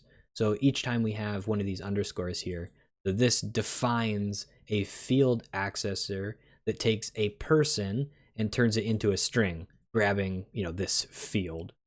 And that's basically what we're doing here. We're saying, okay, use the address field accessor to pull out the address from the person, and then use the street address accessor to pull out the street address from the existing address. And then what we do is we define, we use this record update syntax, which basically says, take this person, which is here, that was our input, and what you want to do is reach into the street number to replace the new street address with a string. That's basically what this is doing. So, but you need this like kind of ugly syntax to make this happen in Haskell, because they don't really have like the nice kinds of records that you would have in Python. Like in Python, you would be able to write something like this. Like you would have a Sherlock class with an address field, a street address field, and a street number field, and then you would just change it. No big deal. But in Haskell, you don't really get this. However, with the lenses, you can get this. So we'll see that here in a second.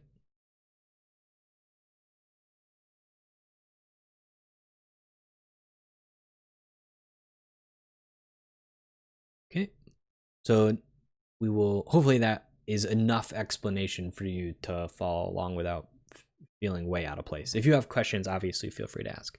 You said you were lurking, so no worries. Okay, so here we're gonna compose.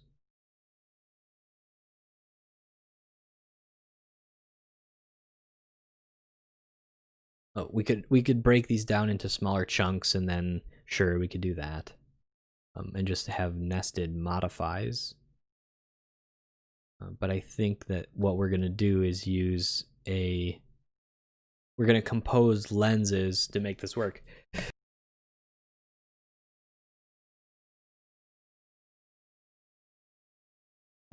I think it's just one sneeze. Usually I have two. I'm not gonna write that code, I don't think. But we will use instead a lens.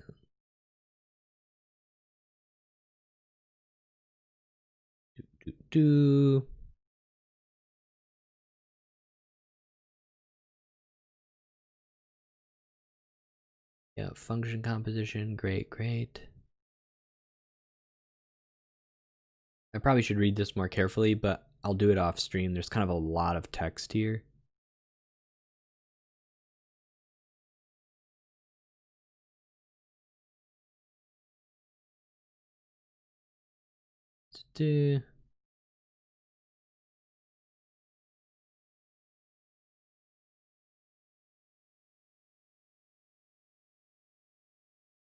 Okay, so I think that instead of this, we can write set. I'm just gonna try and write it.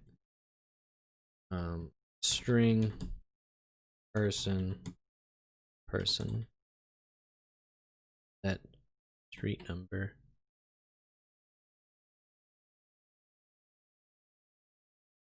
street number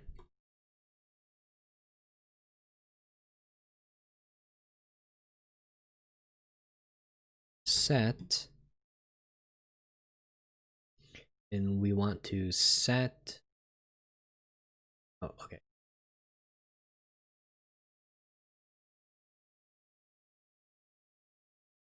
Yeah, I've never used Cheddarino. Okay, so set, we need to get, we have all the lenses, so we want to change the address with the street address, street number. No, street name.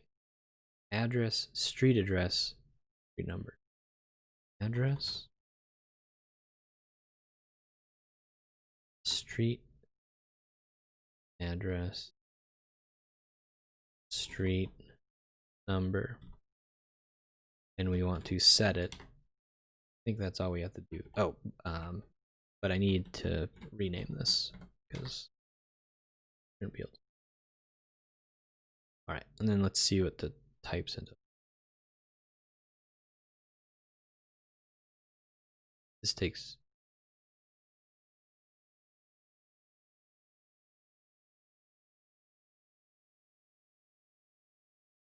Ah, right.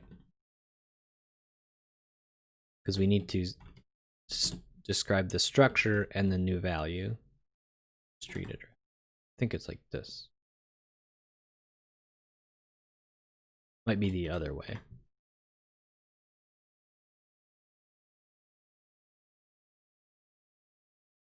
New street number.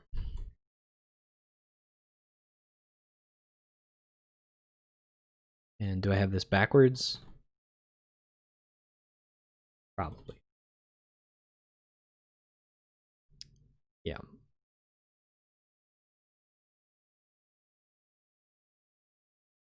And so here's another interesting thing about Haskell is you can use this syntax for point-free notation. So in point-free notation, basically, you can leave off these arguments if they would just be attached at the end over here. So this will allow me to do the following. Let's reduce this to the following. This. So this set function basically requires you to input a string followed by a person. So those are just implicit. So this set function basically returns the function string to string, string to person, and therefore it's just the same function. This is super nice when you don't want to come up with names. So I like point-free syntax a lot. You don't want to come up with names, or the names sometimes aren't super great. Naming things is hard. I'll know that. Okay, so yeah, this, I mean, we've kind of done things like this before, and I've sort of thought that this is where we were going to go for a while. So I'm not surprised that this is what this ends up being. I should probably pay more attention to what he wrote above, but it's just a lot of text to like parse through on stream, and I don't like reading a ton of text on stream. That's just how I am.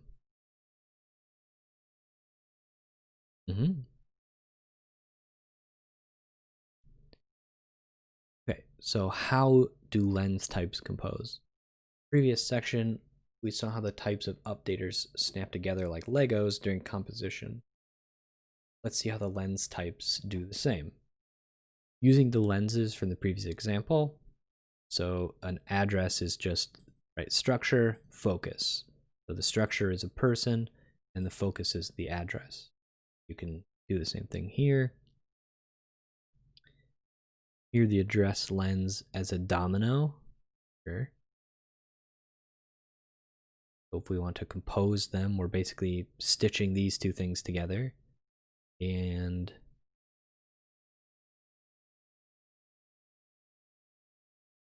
yeah.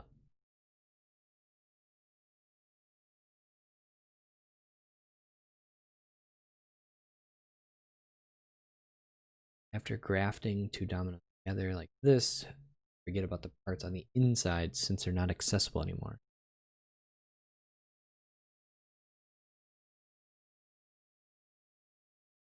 Okay. You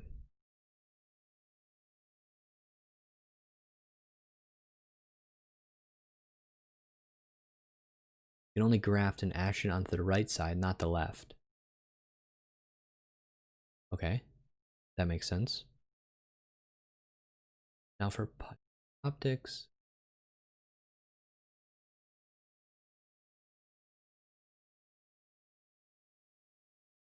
Polymorphic dominoes have separate types for the pre-action data, post-action data. Top half consists of the pre-action types, bottom half. Okay, so like instead of thinking dominoes this way, think about them this way.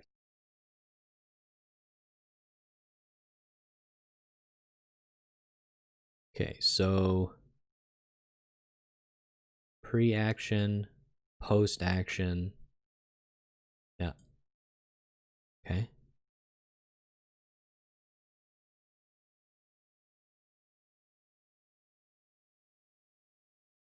Okay, so we're gonna do something else. Why is it? Copying stuff from events is usually very strange. Like, you see how, like, if I try and highlight this, it like grabs all that stuff for some reason. I don't exactly understand what that's about. I don't really want to type all of this. It's okay. It's going to complain that that can just be a new type. Oh wait, no, it can't.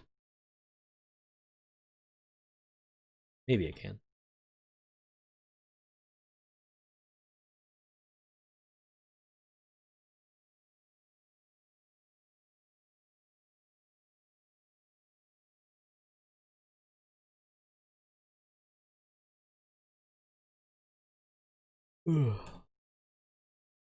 Material.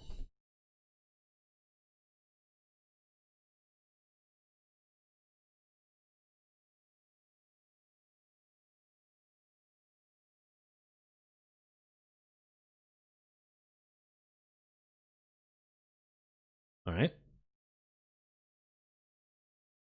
Well, we don't have any lenses yet, but if we do make lenses item, then we will have lenses. Okay, so now we have lenses.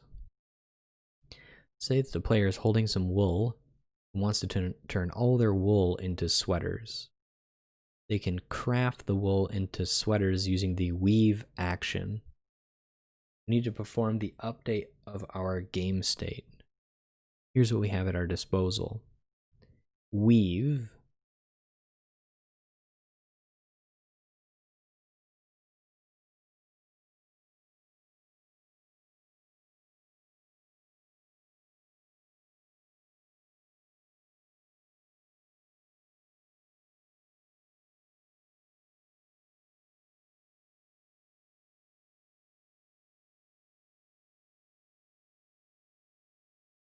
Argue that that's probably less readable, but that's how I would write that.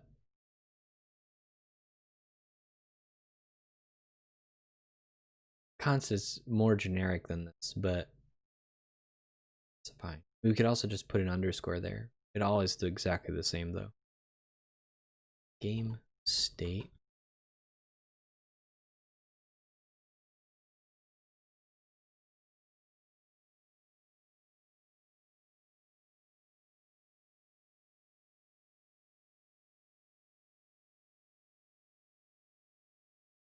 Okay, so we have that. Dive into the game state, focus the wool, and run the weave function on it. I have a feeling I can guess what this is. I mean, I can see it down here, obviously, but I was thinking about it beforehand. So we could write something like A over 2 means grab the second, or focus the second item in the tuple, or in the structure that's a tuple. Get the material, and then run weave for the game state. Ow. And guessing that will return sweater.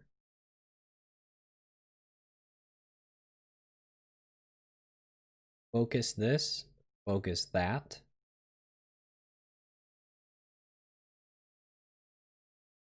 Run weave on it.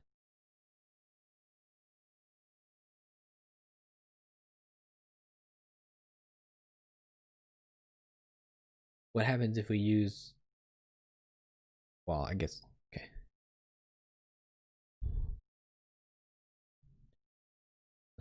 To diagram the composition, we'll look at the type of our path.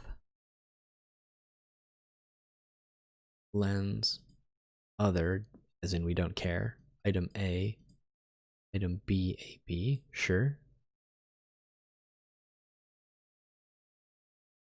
Yeah, and then the other is just player in this point, or in this case. Milliardo, we did not finish 2048. We'll probably work on it not this weekend because I'm going camping, but the following weekend.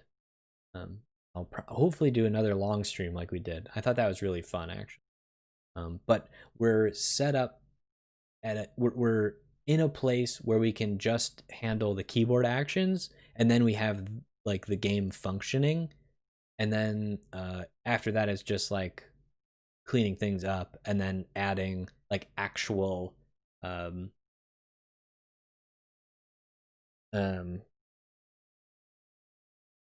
like image assets, so that you, when you see a 2, it's actually a 2, something like that, and not just funny numbers in an ugly grid. I lost my train of thought, so I apologize. This all makes sense to me thus far. So optics compose easily without much boilerplate. We should prefer many small, precise optics rather than large, bulky ones. I mean, Peyton Jones would be proud. We always want to make something. That's very important. Even though we've only learned about lenses so far, all optics compose basically the same. You can even mix and match.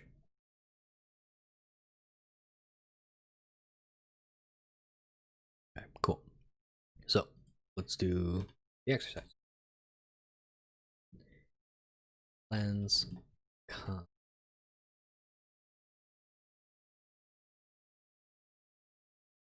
Fill in the blank with the appropriate composition of tuple lenses in the following statement.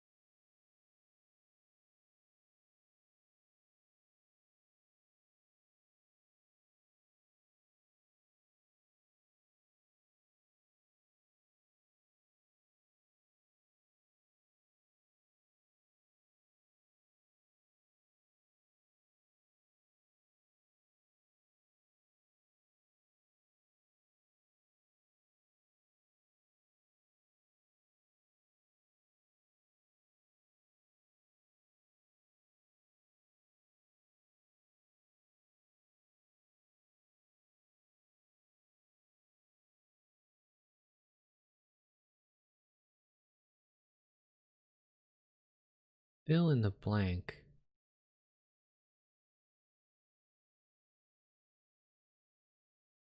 Oh, right. I'm stupid. The result should be Waldo.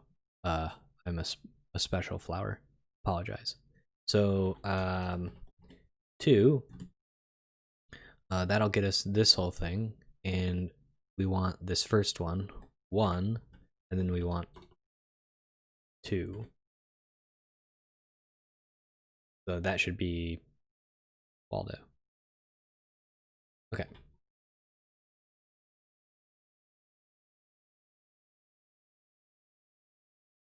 Fill in the missing type, mystery domino. Sure.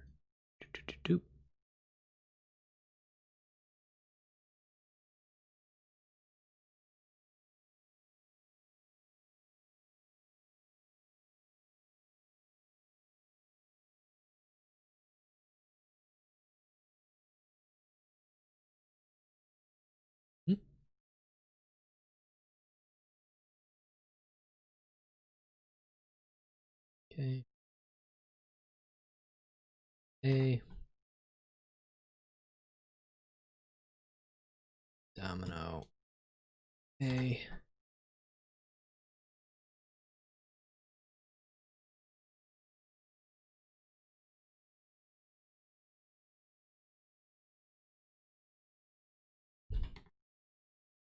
Okay. And then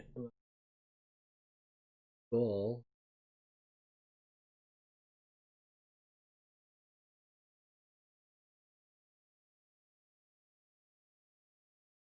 Three. This takes a 8. So it's probably going to be 8 to 2.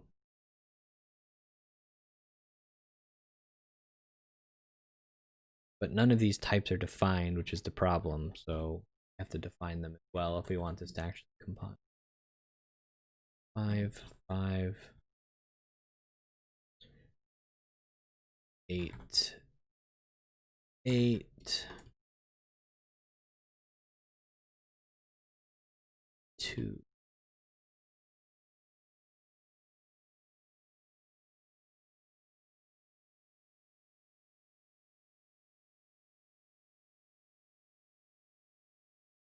Perfect. Compiles.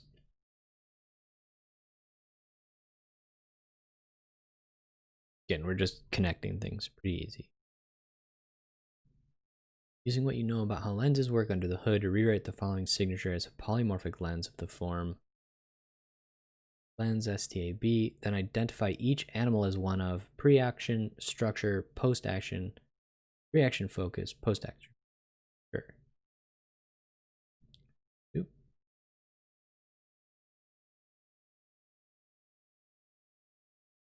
This is going to be a, where are we at? C.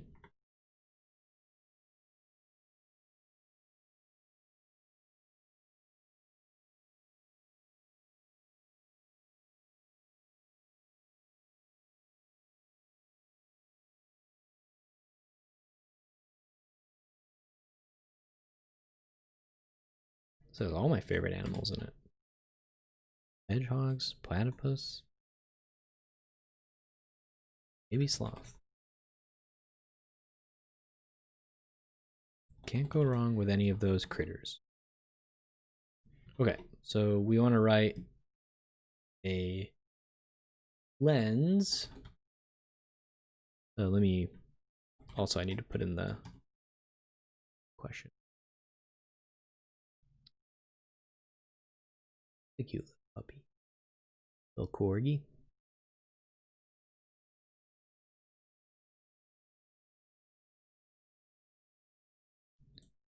I just tried to use my mouse. That was funny.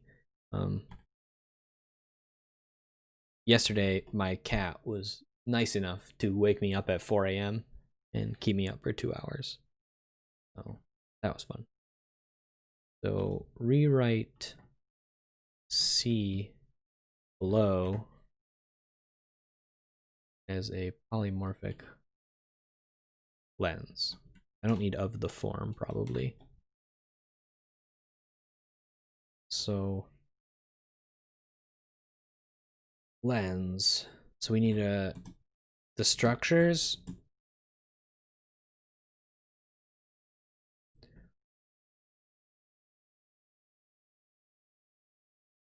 So the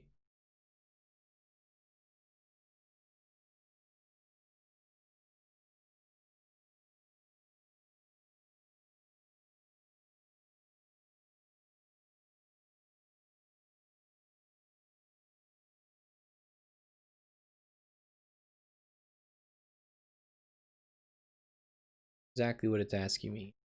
How do we turn this into ST? Okay, so we're just identifying STAB. Guess. So like what goes where? So the structure to start, I guess, is armadillo. The structure afterwards, I guess, is platypus. Hedgehog. Maybe sloth.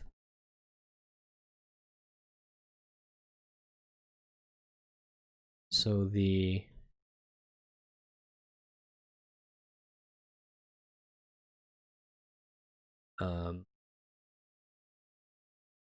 pre-structure, or what is pre-action structure armadillo.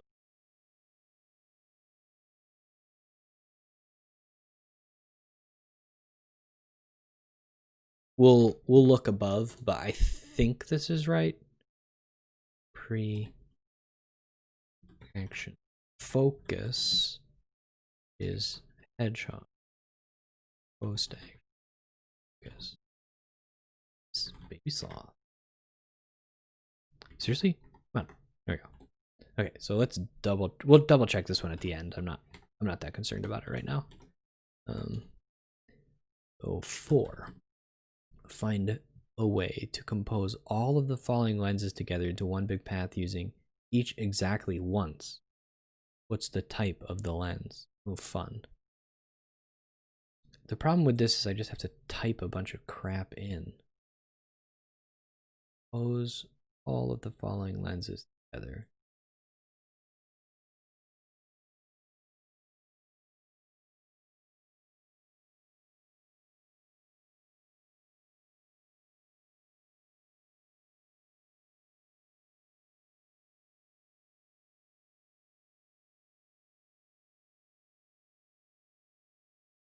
Okay.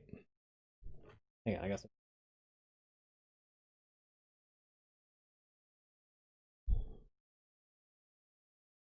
Okay.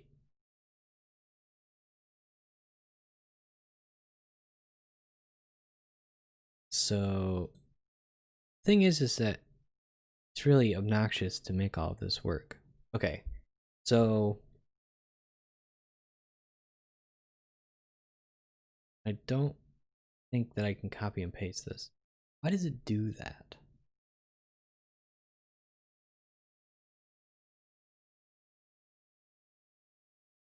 These are columns.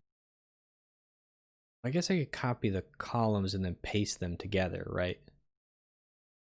Um, I maybe that's better than what I'm about to do. I don't know. So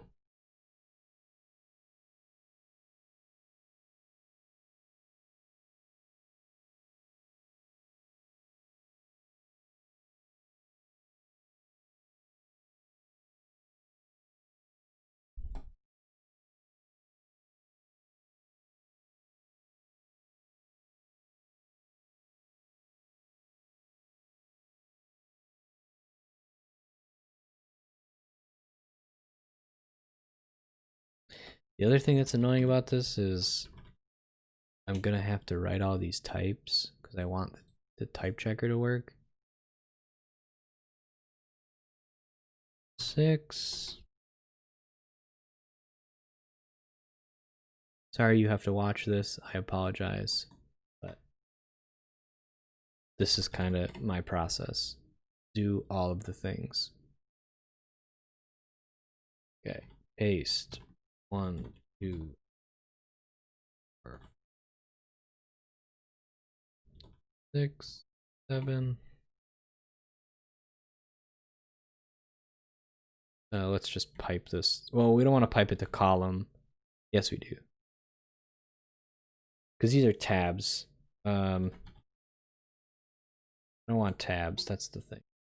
Delimiter.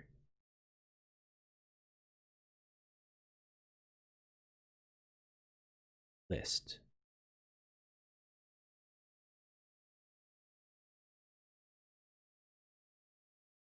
There we go.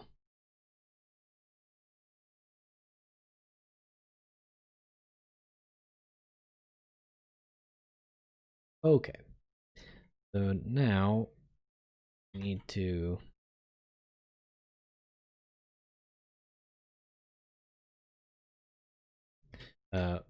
here's what we need to do. We need to create a Vim macro.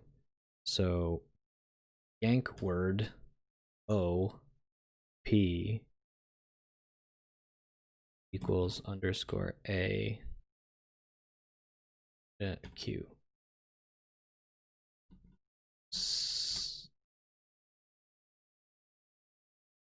Okay.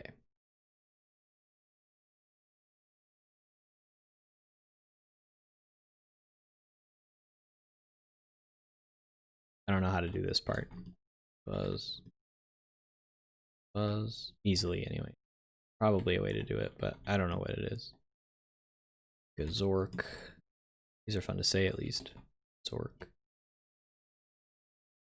Traulg. I don't know what that's from. Data. Bandersnatch. Okay.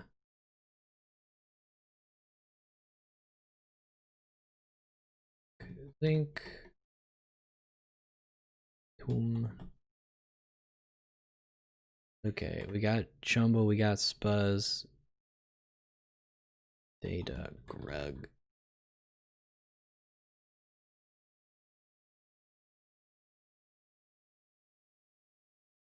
Where do these names come from and why are this many?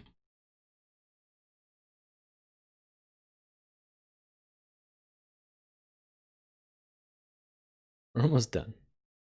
Yes.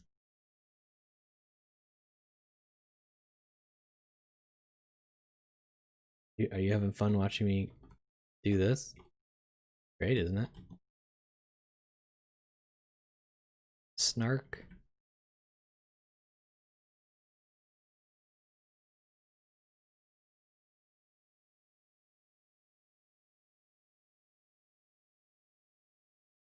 I don't know if these are from something that I just am unfamiliar with. Chip chip. Hello? Okay, cool. Now we gotta put all this stuff together. So we're gonna make an ultimate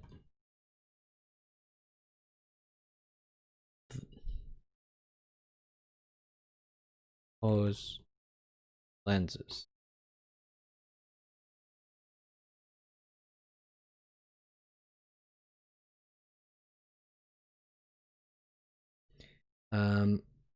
There is a way to do this, but it's gonna complain. I need to remember what it is. And it's not, you can't write A, you just have to have an Jabberwock is from a Lewis Carroll book. Okay, maybe these are all that then. Oh, okay, you can just put a hole here. Oh, there it goes. Will it? Okay, good. Nice. So our goal is to fill this in at some point. But basically we need to connect these things together. All right, so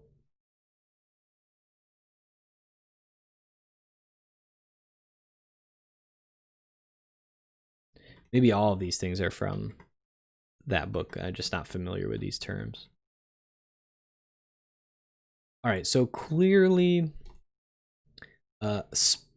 Spazork Traumble, you can see Lens Chumble Spaz is connected to this one. So dot zinc tumble spaz.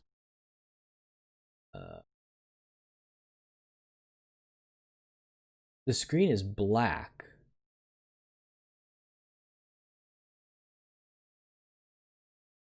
I think that it's just you. Could you try refreshing?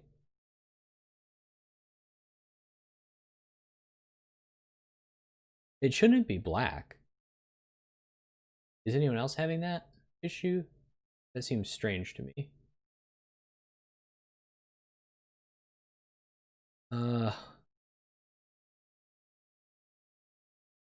Let me also try on my phone to see if that's like a thing.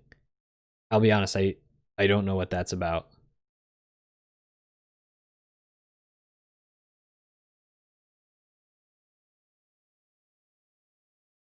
Are you? Yeah, I think it's your problem. Like on my phone I can bring my stream up okay. Are you using the Twitch app or like trying to do it from a browser? Because that may be an issue. I'm not even sure.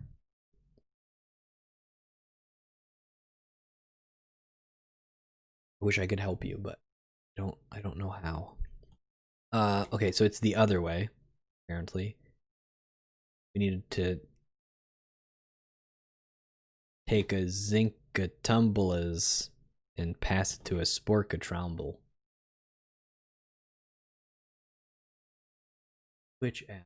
Not a problem in other streams. What? That's really weird.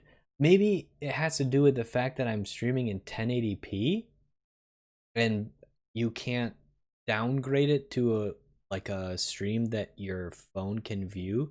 Could you look in the other stream? I know this is kind of a to ask you, but see if they're streaming in 720p at 30 frames and maybe that's the issue. My understanding is sometimes Twitch won't allow you to downgrade if they're really busy. So maybe that's a thing. I kind of want to look this up now because I'm a little confused. Twitch app. X screen.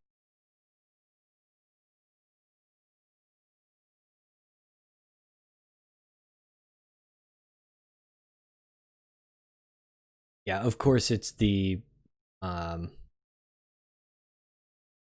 usual have you tried turning it off and on again?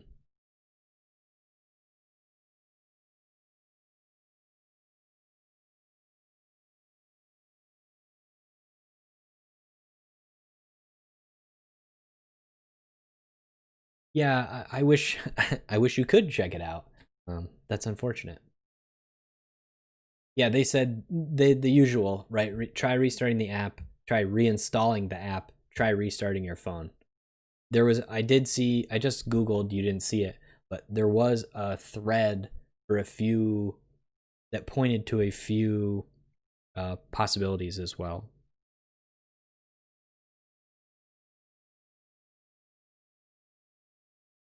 Yeah, yeah, just to see if it works. But yeah, I don't know what to tell you. Okay, so now we've connected the the chumble spuzzes. So we need to find the zinc. Okay, it's right there. So we need this one. This is very fun to say. And then we need to find the grug. This one.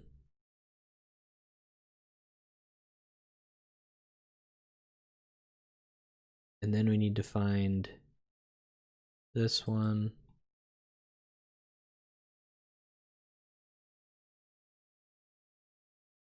Okay, snark. I don't see snark in the second position, so that's the first one. And then we need to go the other way. So spazork. We need one that's Sensrage. Thank you for following. Hopefully you can get your visuals going. We need this one. And then Bandersnatch. This one. All right. So that should be all of them. Right? 1, 2, 3, 4, 5, 6, 7. 5, 6, 7. Yep. And the type will be lens snujib.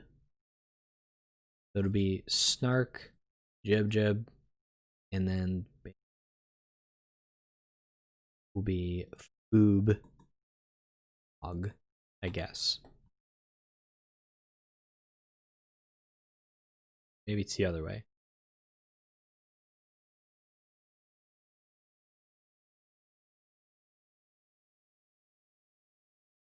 Yeah.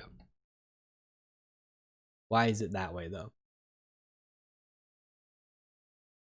Yeah, they're weird names, right? So we got oh no, now it doesn't work. I probably actually have these backwards.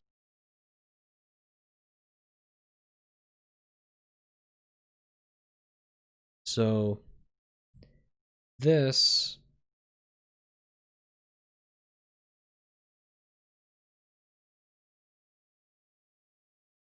is fed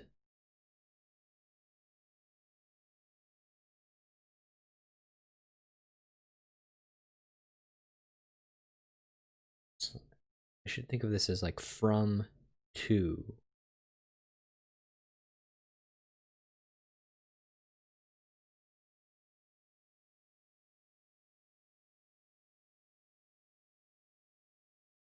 Let's go back a little bit. So when we did this one, we had 5, 3. So this was 5, 8. So yeah, this is like the first one. So it should be, I think, this.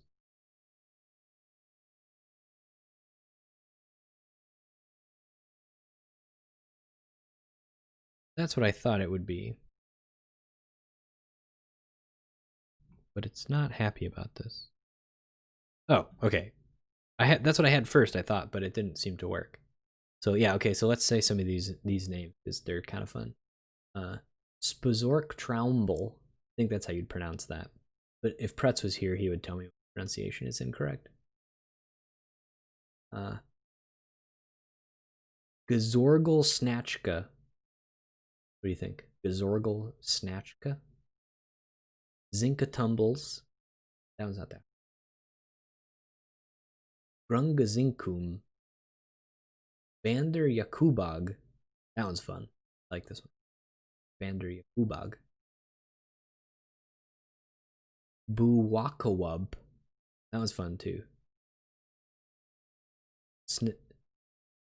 Snajubjumwak.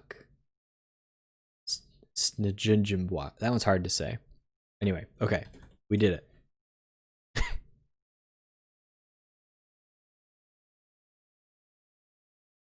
Snajubjumwak.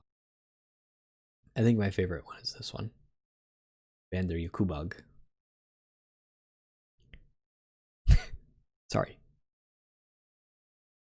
Okay, so let's jump to the answers and then quickly see if we did things right.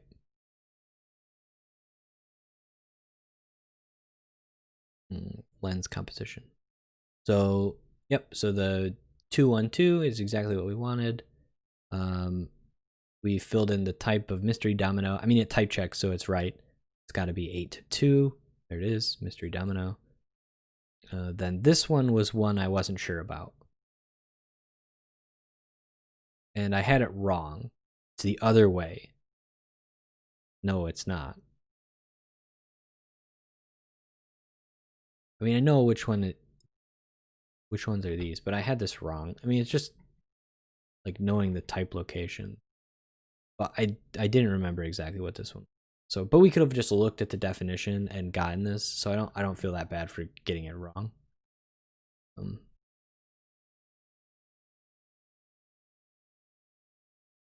Platypus, baby sloth.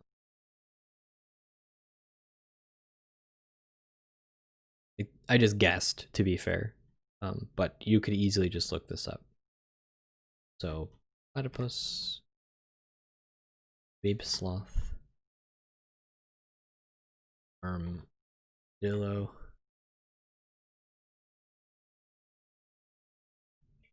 Okay. Nice.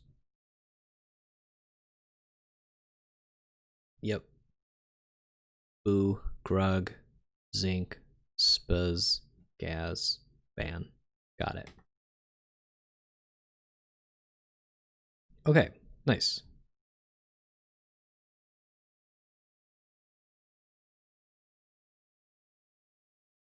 Where are we at? Well, that's the end of chapter 4. Wow. Okay. Cool. Okay. Programming deals with a lot of property access and modification, so it makes sense to ensure that it's convenient and readable as possible. Ideally, the syntax... Yeah, it sounds like he can see in his browser, but he can't use the chat. I guess probably some login issue, because he's saying it redirects me to Twitch app. Oh, I see what you're saying. Yeah, if you're trying to do it in... He's trying to log in from his phone on the browser, like in Chrome on his phone. That's what it sounds.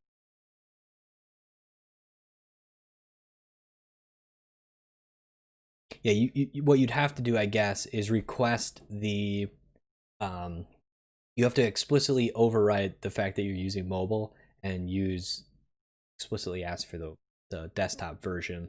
You don't even know how to do that on that phone. Yeah, if they can. I wish there was more we could do, but no, Twitch. Okay. The syntax for these operations fade into the background, allowing the actual semantics of the code to be more evident. To this end, the Lens library has a huge vocabulary of infix operators. This means that instead of using written names for our actions like view, set, or over, we're going to use symbols like caret dot, dot tilde, and percent tilde. These are very common in the wild and should get used to when using optics. Okay. I assume one of these is view. I assume it's respective view, set, over. That would be my guess. Yeah, that's what it says. Okay, so this is about infix operators. If you don't know what infix operators you've never watched Haskell or any of my streams, but I can't explain this if you need me to. If you want to understand. Not sure if we should do this. Oh yeah, I mean, I don't know that that's true as well, but you want to try and write these, yes, in the nicest way possible. But, you know, I don't know. What do I know? Just for reference, I went back and I decided I wanted a bourbon. So if you're into having a dram with me, let me know what you're drinking.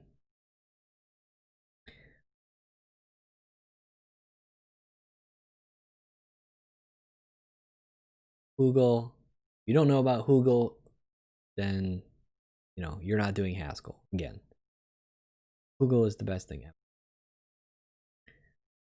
Once you get more comfortable with the operator style, can really cut down on the verbosity of common operations. Don't get carried away, but in general, the operator notation is preferred. Sure. Okay, so those were the ones that we saw before earlier. So view. Yeah. I think that the goal is that the types sort of guide you, and I think there's also like a sort of like a syntax for the types of operators that exist in the library, right? Like if you see them in a certain order, it means a certain thing. But I don't know all the operators yet, so I guess we'll find out. All right, so I was almost right. The only thing that's different is that this is flip view. Is there a dot tilde operator?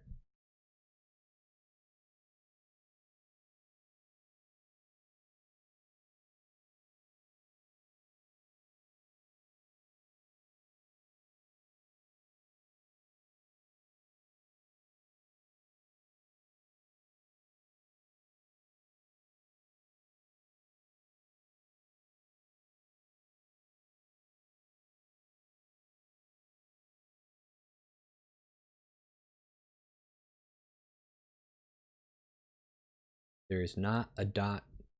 I said tilde. That's not a tilde. That's a caret.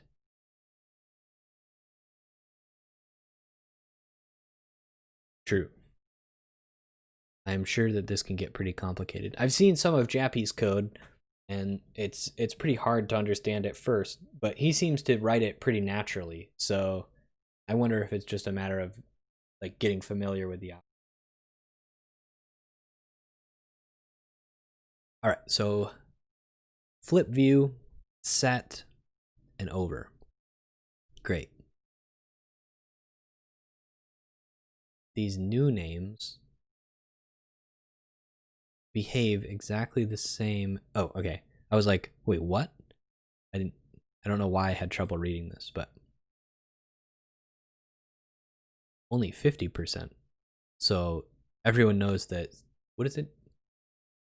90% of statistics are made up on the spot. I'm guessing that's what 57% comes from. Okay. So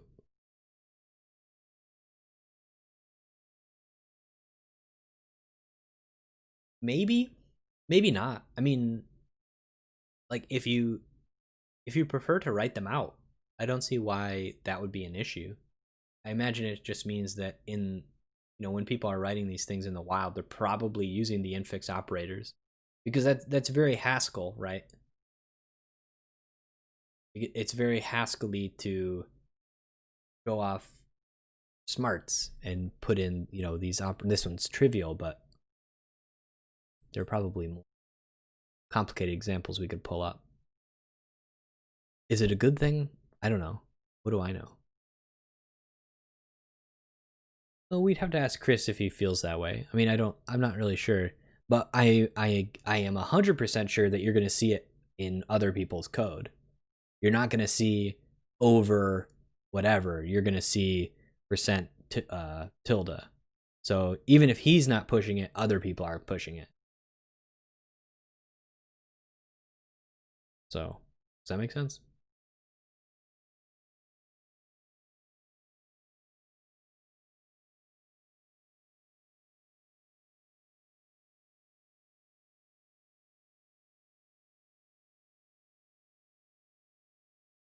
Oops, that's not what I wanted to do.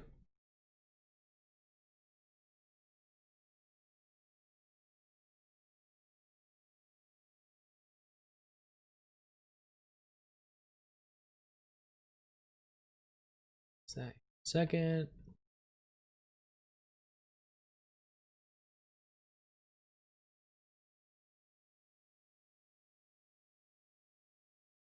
So weird getting these right.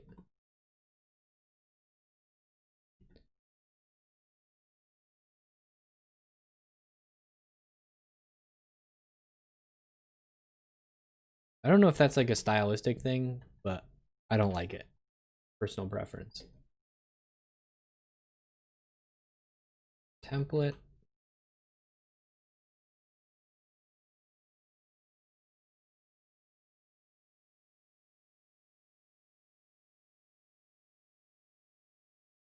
Sure, this could be a new type. Thanks, HLint.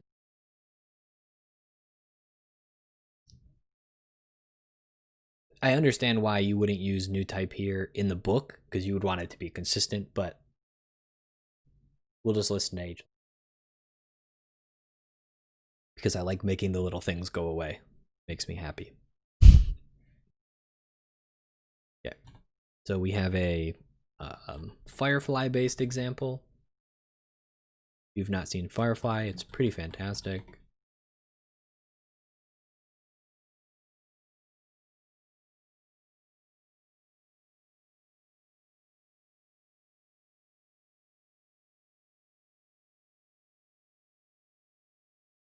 Is there a make? I'm going to assume that's just lens. LS.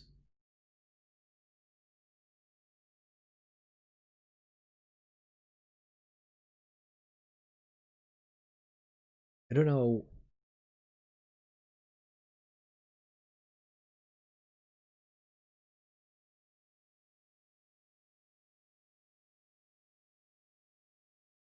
I want Mike probably control. I think it's just make lenses.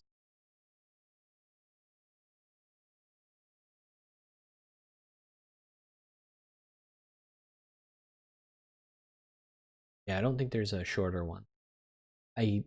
I'm guessing what you mean though, just for reference. Not sure. Fuck.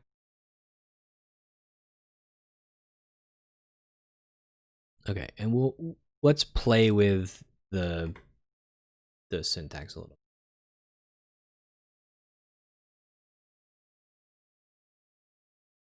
Do I still have? Oh, I do. Nice.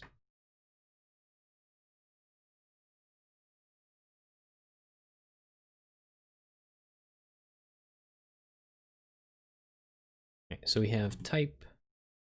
Sorry, type. I just want Serenity. And so let's say we want. So this is a view. The things are flipped. So it's you take the lens first. Sorry, you take the object first and then the lens. So payload.cargo. And we're going to need to import control lens. Okay, and then let's look at these again. So let's say we want to set the cargo to something else. We could use Serenity. Wait, no, the lens comes first. So the lens is payload.cargo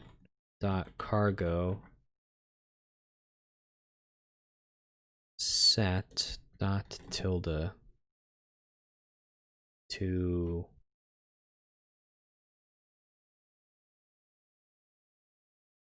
alien.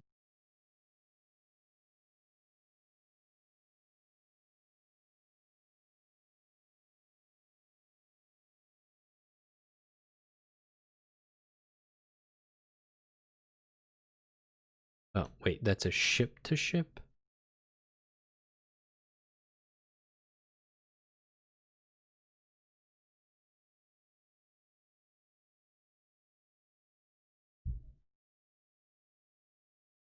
Usually use view and operator form, set function form. Okay, that's interesting. Too much for me. I mean, I think we'll get used to this, but maybe not.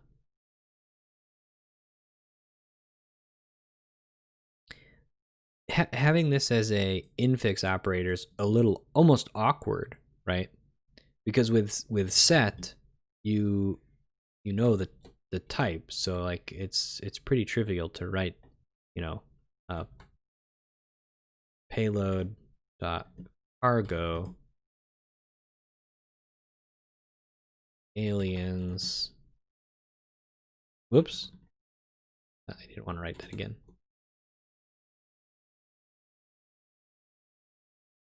Right.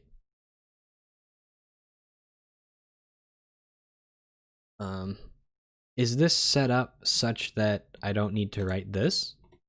No, that's what I thought, because this is gonna return an S to T function. I need to give it an S. But I suppose when you write the function, you would write it as, you could write the function point free, and then it would be fine.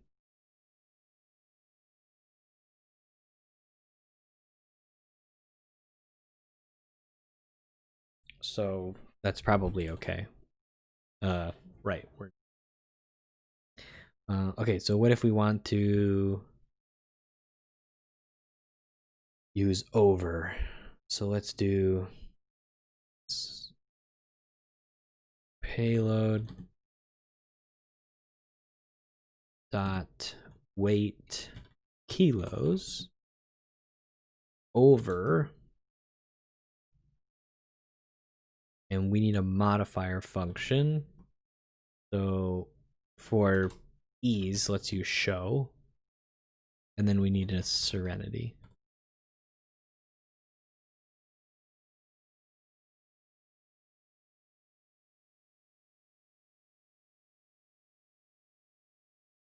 Doesn't want show, fine.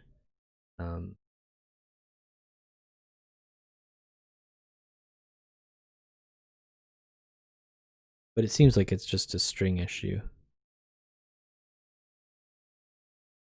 If we specified the type, it might be happier.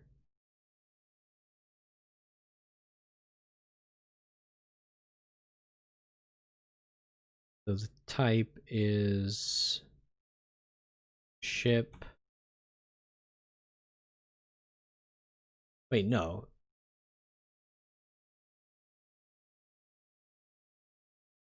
Should be able to turn an int to a string pretty easily. Why is this problematic?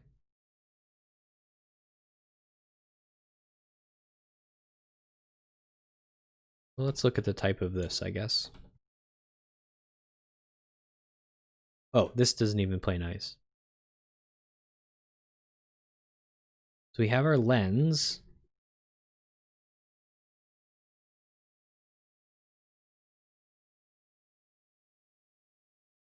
Weight, could it match type? Expected type int to int. Actual type int to string.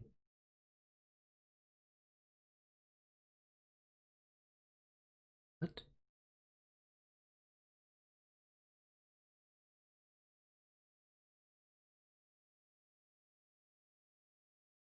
And look.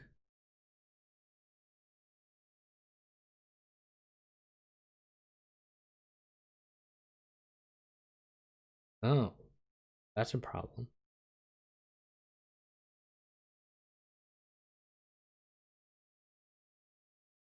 Right. So I always forget the order of these things. That's the problem. I need to memorize the order of these things.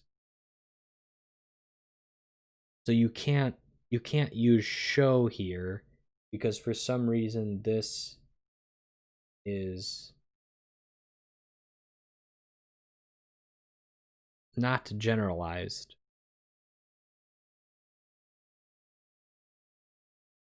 the view or the again the order is messed up, but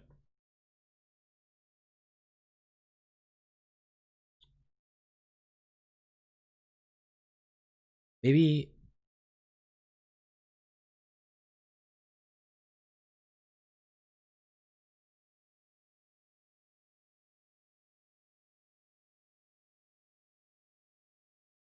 how do I make the polymorphic lens? Can I not make the polymorphic lens? Will create. Ah.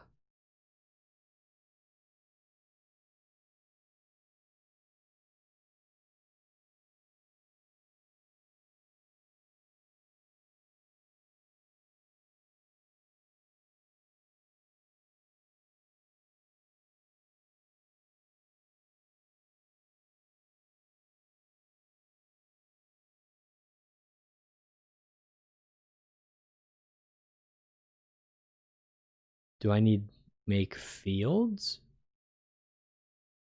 I see a lens in here. Foo A, foo B. But maybe I just need to use this, make fields.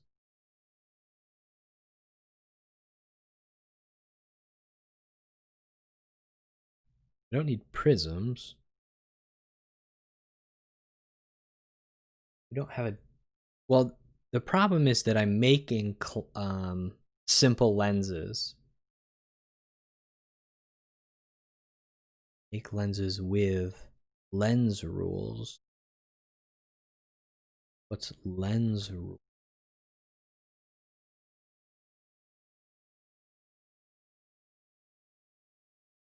Configuring lenses.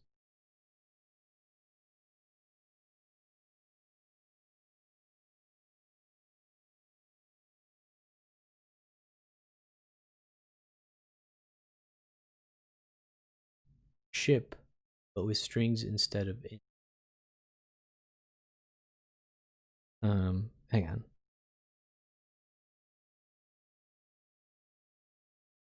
Rules for making lenses and traversals that precompose with other lenses.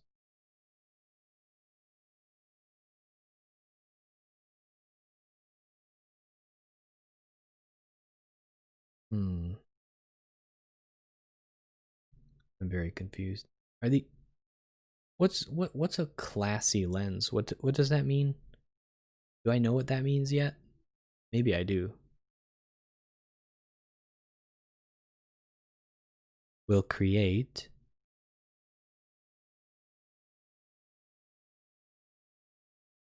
Okay. No, I don't want classy lenses. Maybe I need to just define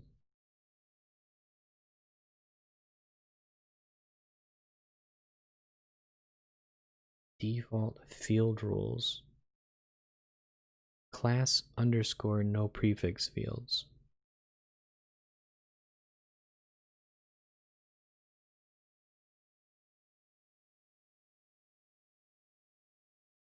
He hasn't covered it in the book yet. Okay. So that's good that I don't know what that is, because I thought that I didn't.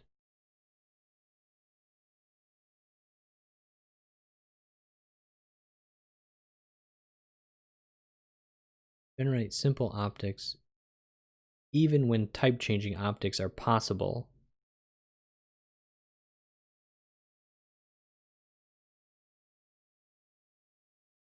Generate updatable optics. Blech.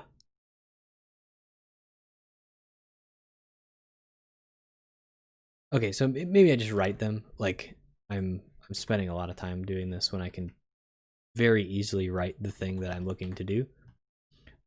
So we what we want is a payload. So let's start with payload.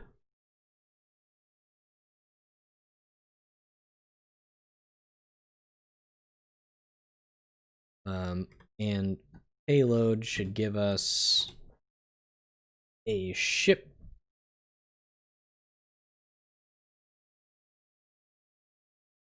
And we will return a ship, and our This one can be a classy lens, right? This is literally what we want. Not classy, simple, sorry. I think the one that needs to be polymorphic is just weight kilos. This is the one that's the problem, I think. Don't quote me on that. Setter. Getter equals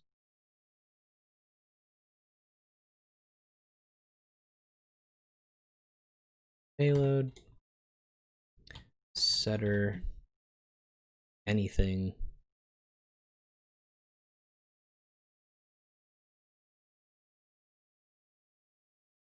Maybe we need payload to be polymorphic in the type of weight kilos.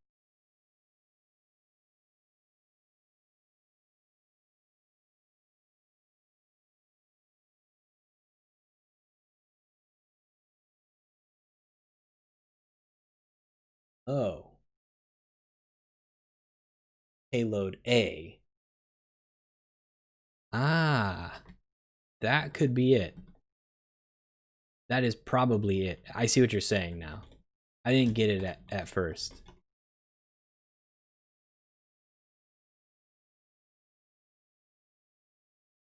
Ah. So if we do this and say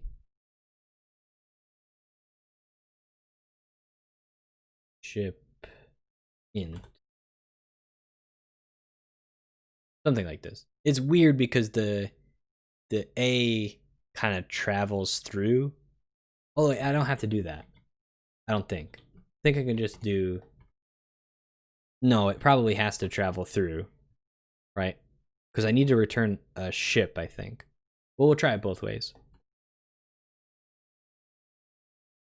So now if we just look at the type payload, I don't need these parentheses, do I? Weight kilos. Oh.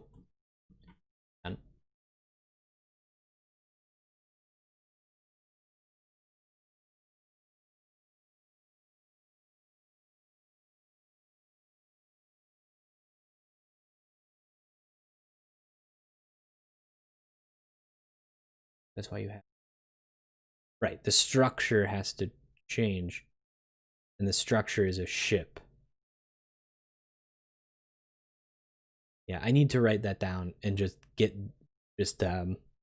memorize the reason it's that way, because that's something worth memorizing, because I'm gonna forget every time. Payload weight kilo kilos.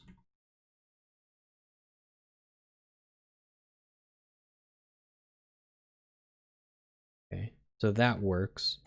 And then the goal is that we're going to be able to do over show serenity. Yeah, that works.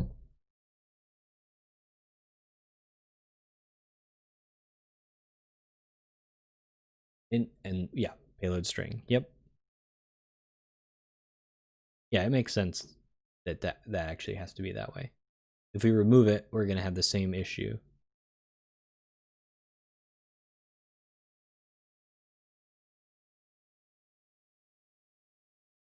Okay. To be fair, this was all in view.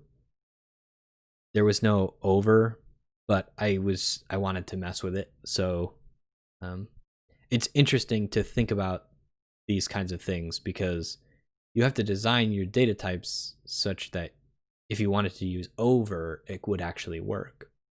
So this is kind of an interesting example. So let's put this in here. Let's put some notes in here. What we wanted was something like the following. And what we can do is say, instead of writing this, let's write. So A is going to take a ship A and return a. No, it's going to take a ship int return a ship string.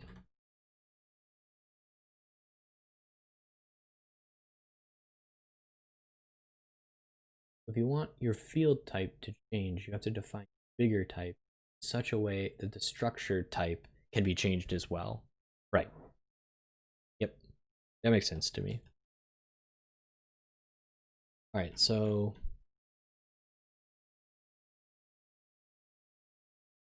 in the book, ship, well, payload, weight,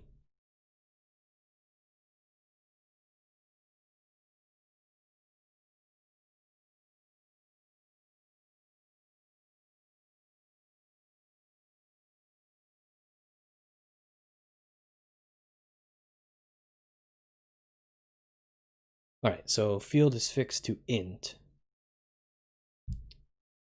If we want A to compile, however,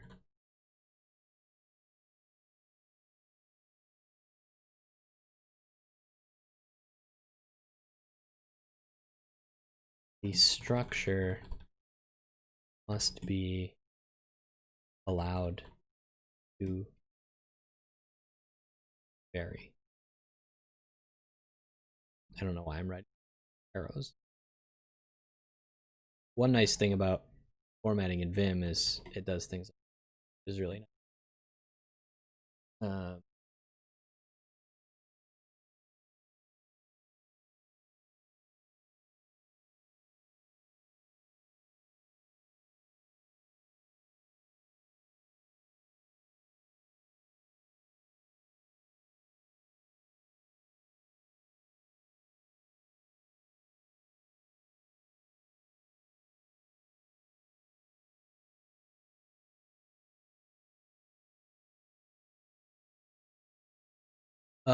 Not that format. That format just works by default. Now, I don't know if you need to have the, like, it needs to recognize Haskell syntax for that to work. I do have like a Haskell syntax component. So it's possible that you need to turn that part on, but I'm not even sure. Maybe we could try it with some like arbitrary ending. So vim derp.derp 1, 2, 3.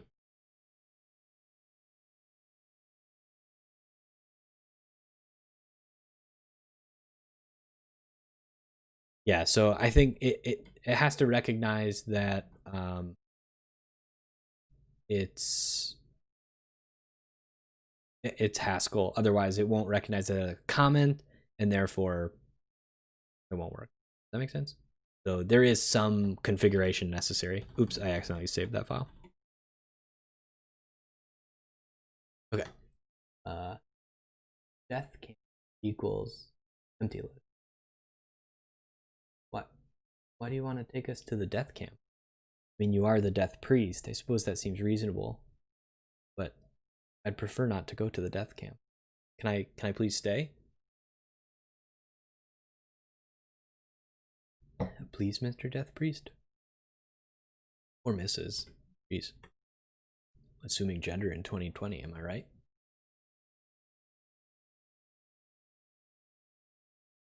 Ow. Can you hear me crack my back on stream?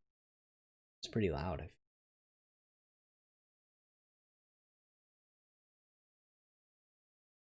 Chicken's good.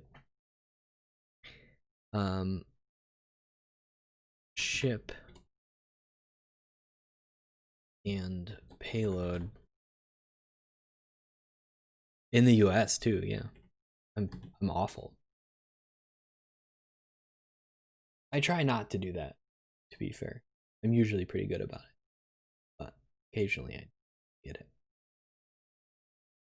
2, 3.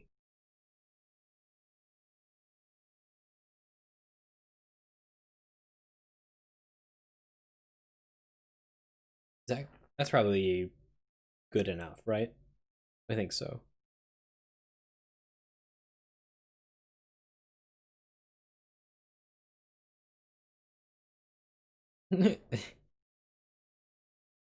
I would never write this.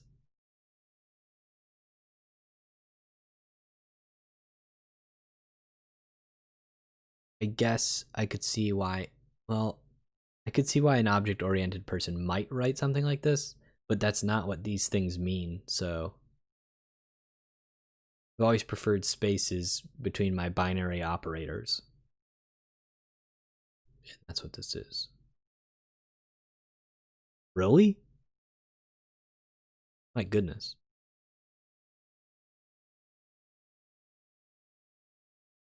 I mean, you have to trust him, right? He wrote the library. You must listen to him, I suppose. I guess we don't have to, but I'd prefer this style. But won't this conflict with that proposal for record accessor syntax?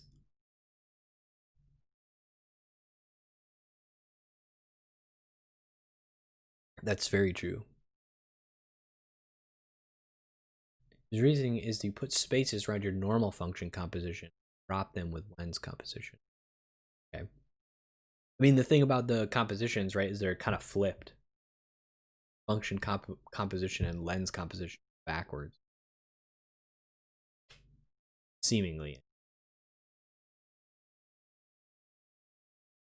Seeming.